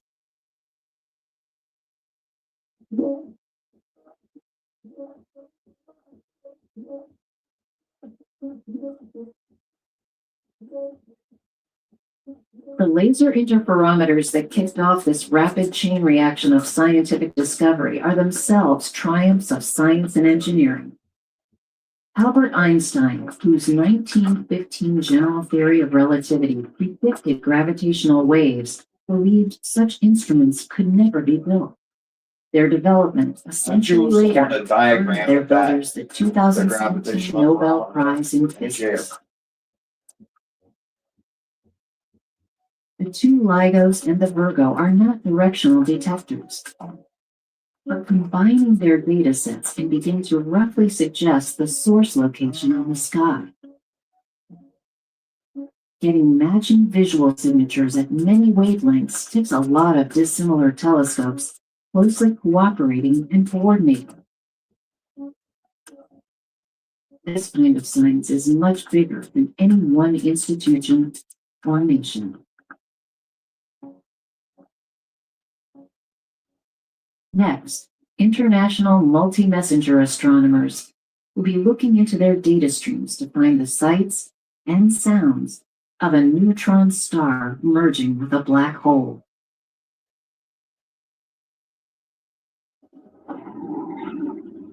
Astronomers need to know how often the different types of stellar smash-ups happen, and what is left behind when they do. Because those answers can tell us where all the elements in the universe came from, how large the universe actually is, and how fast it is expanding.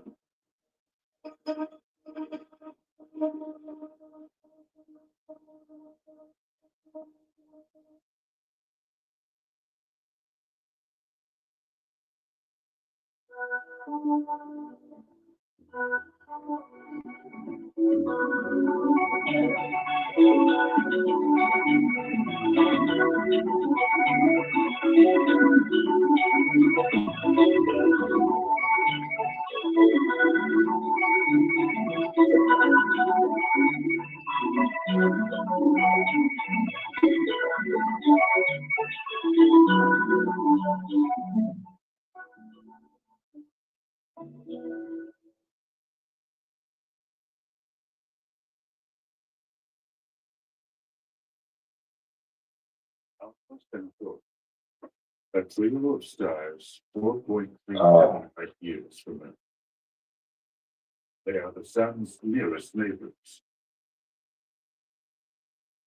There are now hints of something else in the system. Nevada. If it's there, it orbits too close to its parent star to bear. And you got children killed, didn't you? If we find other planets there, especially one resembling Earth, some say that will ignite an effort to build a vehicle powerful and speedy enough You got small penises. Interstellar flight is part of a long-standing quest to expand our horizons and go where we've never been. What intelligence will define our first interstellar mission when it finally launches and finally arrives?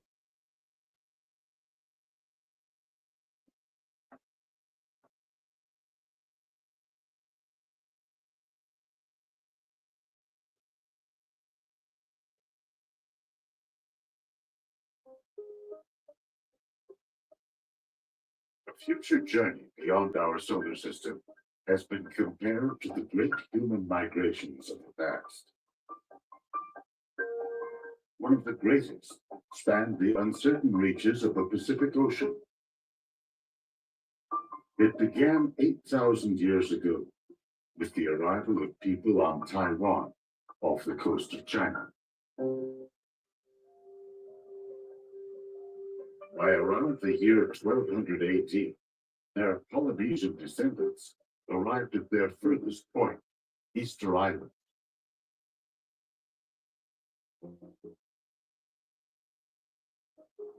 In 1,000 small journeys, moving from island to island, a seafaring culture emerged. What are the Tongas, the Fijis, and Easter Islands of the future? Astronomers are now searching in the near regions of our galaxy. They have identified 3,841 planetary candidates. Nearly 1,100 have been confirmed. The vast majority are Neptune or Jupiter-sized planets that orbit close to their parent star. By one recent estimate, based on data from the Kepler Space Telescope, our galaxy has 9 billion stars, with planets roughly the size of Earth, with conditions that could support life. The nearest possibility is a 3-star system called Alpha Centauri at 4.37 light years away. It's the brightest star in the southern constellation of Centaurus. Proxima Centauri, a red dwarf, is the closest of the trio, but so far no planets have been detected. Alpha Centauri A is slightly larger and more luminous than our own sun, while B is slightly smaller. A team of European astronomers working at the European Southern Observatory in Chile recently detected a subtle wobbling in the light of B. It could be a sign of tugging from a planet's gravity. If a planet is there, it literally hugs its parent star, with an orbit that's even closer than Mercury is to our sun. It's probably molten, with surface temperatures in excess of 1,000 degrees centigrade.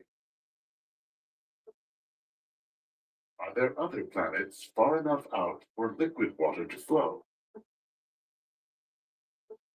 That prospect is the subject of intrigue in science and science fiction. Alpha Centauri is the fictional location of Polyphemus, a giant gas planet, and its moon Pandora, from the movie Avatar. The year is 2154. Earth has been ruined by environmental catastrophe. Leading prospectors board the hybrid fusion antimatter spaceship Venture Star. They descend on an innocent hunter-gatherer beat called the Navi. Could such a place exist this close to home?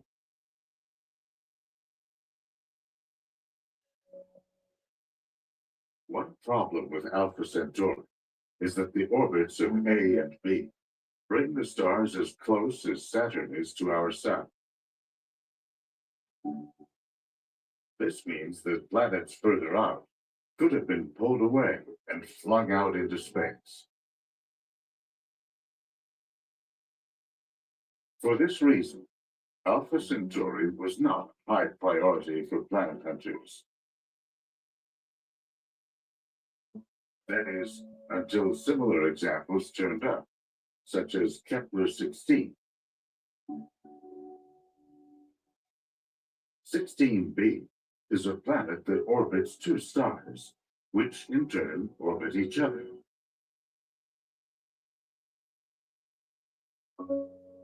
Or Gliese 667, a triple star system 22 light years from Earth. 667c is a red dwarf, 1/3 the mass of our Sun, with 6 planets in its fold. 3 of them, small enough to be called super-Earths, orbit at a distance that could allow liquid water to flow on their surface. That opens the possibility that planets may have survived in the Alpha Centauri system. For now, that question is on hold. The orbits of Alpha Centauri A and B have brought them too close for astronomers to resolve the signal of a planet. When they move apart again, astronomers will have new tools at their disposal, including the James Webb Space Telescope, now set for launch in 2018. I've stolen that. From a position 1 million miles away from Earth, it will deploy a sun shield the size of a tennis court and a mirror over 21 feet wide. Astronomers will use this telescope with its infrared light detectors to discern the chemical composition of planetary atmospheres.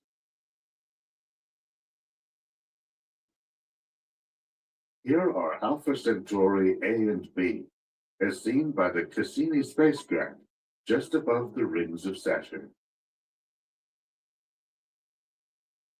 Assuming it's worth the trip, you'd have to travel a distance 30,000 times the orbit of Saturn to reach them.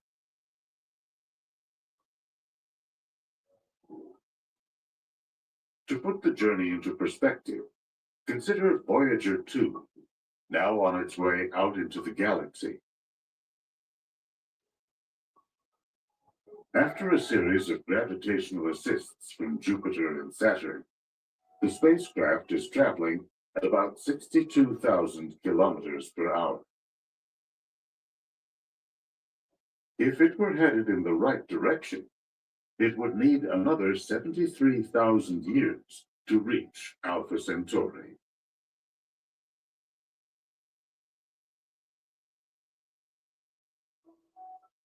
The dream of traveling to other solar systems was forged by rocketeers a century ago. A Russian schoolteacher, Konstantin Tsiolkovsky, inspired generations of space visionaries with sophisticated ideas about multi-stage launch vehicles. He imagined the construction of space stations in Earth orbit and eventually permanent space colonies. Someday, he predicted, we'll evolve into a whole new species, Homo cosmicus.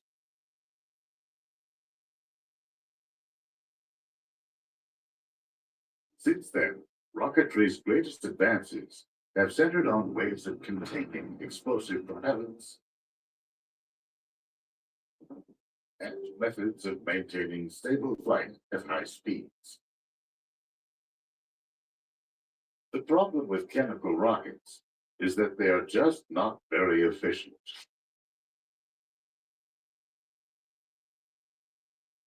To reach the speed needed to escape Earth's gravity, 25,000 kilometers per hour,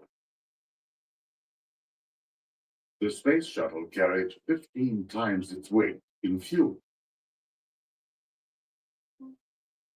A NASA study showed that to send a shuttle-sized craft to Alpha Centauri in 900 years would take an unbelievable amount of fuel, 10 to the 137 kilograms worth.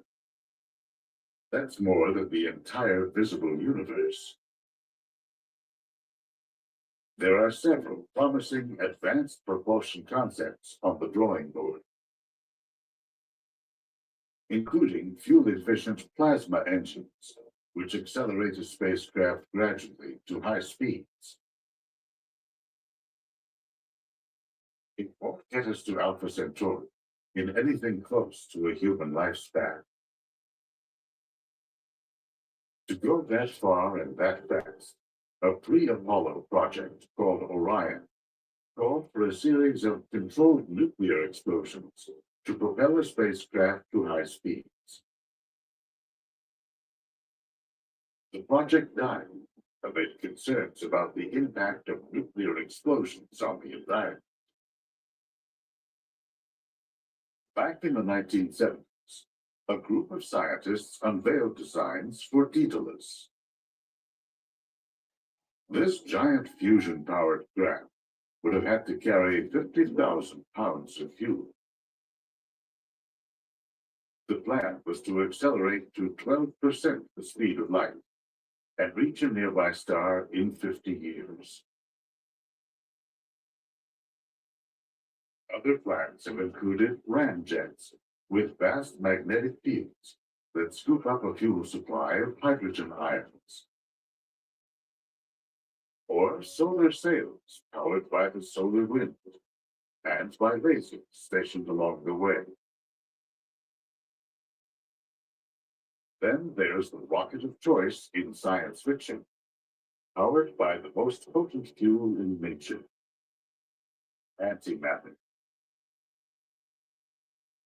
In James Cameron's Avatar, a fusion antimatter hybrid engine powers a 1,500-meter-long spaceship. It makes the journey to Alpha Centauri in just 6 years. Antimatter consists of electrons and protons, but with their electrical charges reversed. Whenever it comes into contact with normal matter, the two annihilate each other in a ferocious blast. Only trace amounts can be found in the universe today. For example, in the high-energy environments of black holes. It's so powerful that a mere 10,000th of a gram is about all it would take to send a spacecraft to Jupiter. Current designs for an antimatter drive use magnetic fields to isolate and channel the fuel.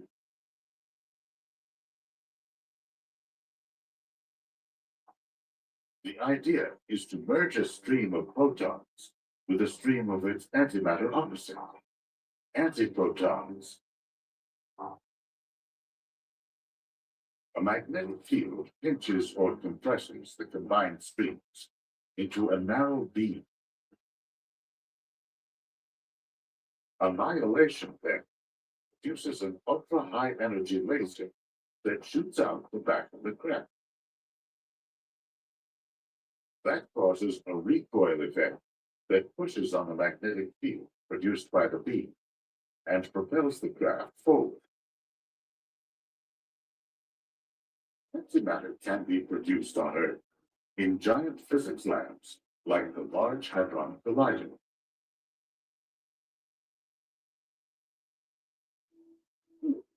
Scientists accelerate atoms to nearly the speed of light and blast them together to release their fundamental constituents.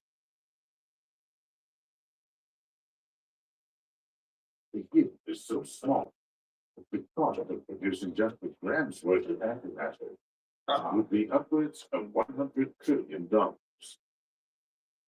And the stuff is so volatile that storing more than a few atoms at a time remains a significant challenge.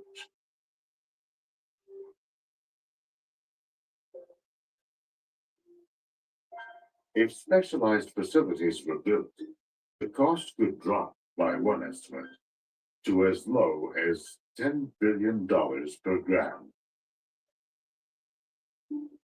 One idea would be to station an antimatter factory in space, powered by the 1 billion watts per kilometer delivered by the sun. Another is to harvest antimatter already produced in space. The idea is that cosmic rays interacting with interstellar particles send about a kilogram of antimatter flying into the solar system every second. Some of it has been shown to circulate in radiation belts that surround the Earth. Theoretically, it could be captured by a large magnetic scoop that sits in the high orbit above the planet. Short of traveling to another solar system, there may be good reasons to develop antimatter propulsion. An interim mission would speed beyond the orbit of Pluto, sending back close-up images of objects in the Kuiper belt. A longer distance probe could reveal new details about the Oort cloud, a vast realm of comets that envelops the solar system. Once out there, it could sample interstellar particles or deploy an interstellar telescope. To make it all the way to Alpha Centauri within 50 years, an antimatter probe would have to accelerate to around 10% the speed of light, over 100 million kilometers per hour. High velocity has its perils. At such speeds, even dust has enough mass to destroy the ground. A magnetic shield would be needed to clear the way.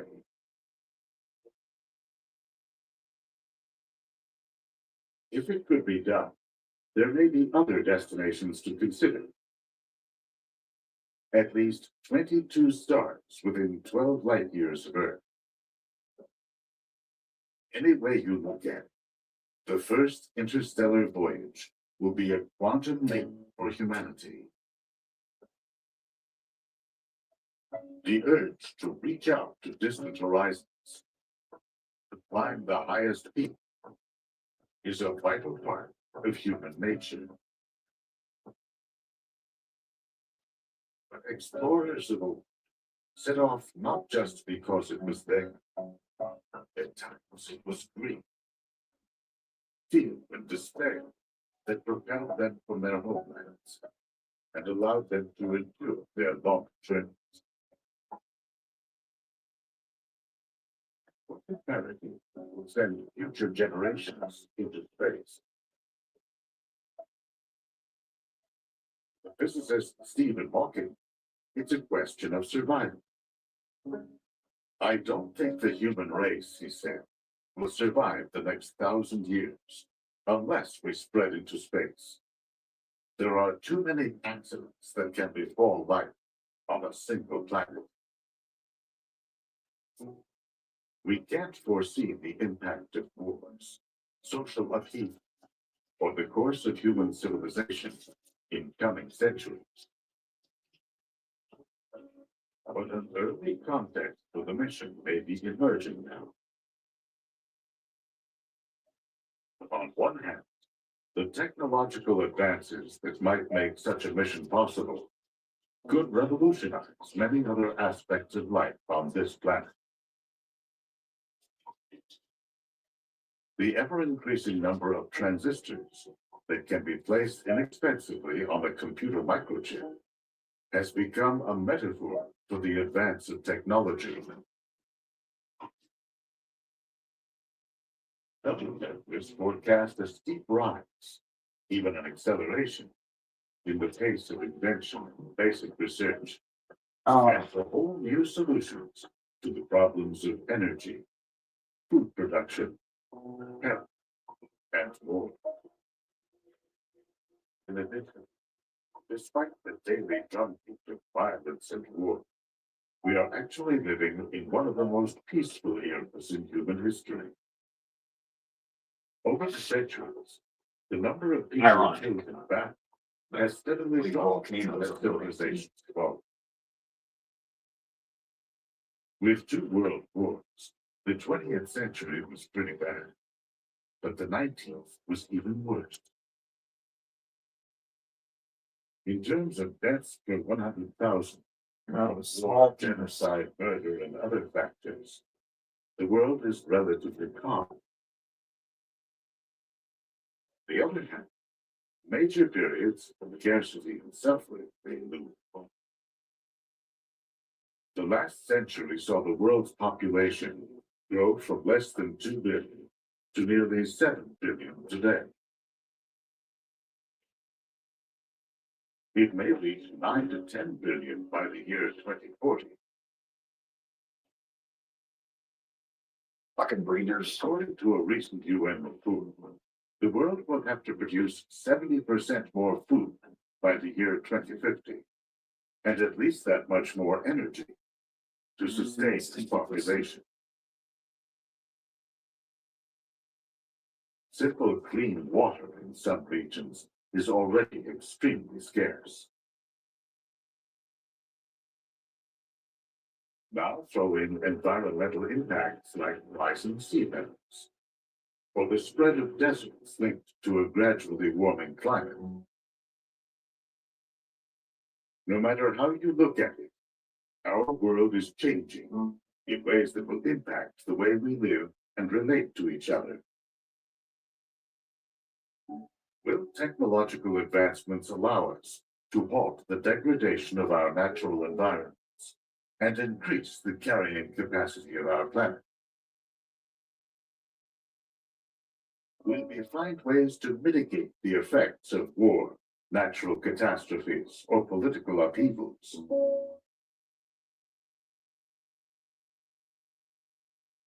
The technology needed to launch a first interstellar mission is certainly decades away. The actual journey could take centuries. The mission will likely be designed. At least they're going away from Trump. On a world whose All right. settings in the midst of them are far. Faggots. Oh,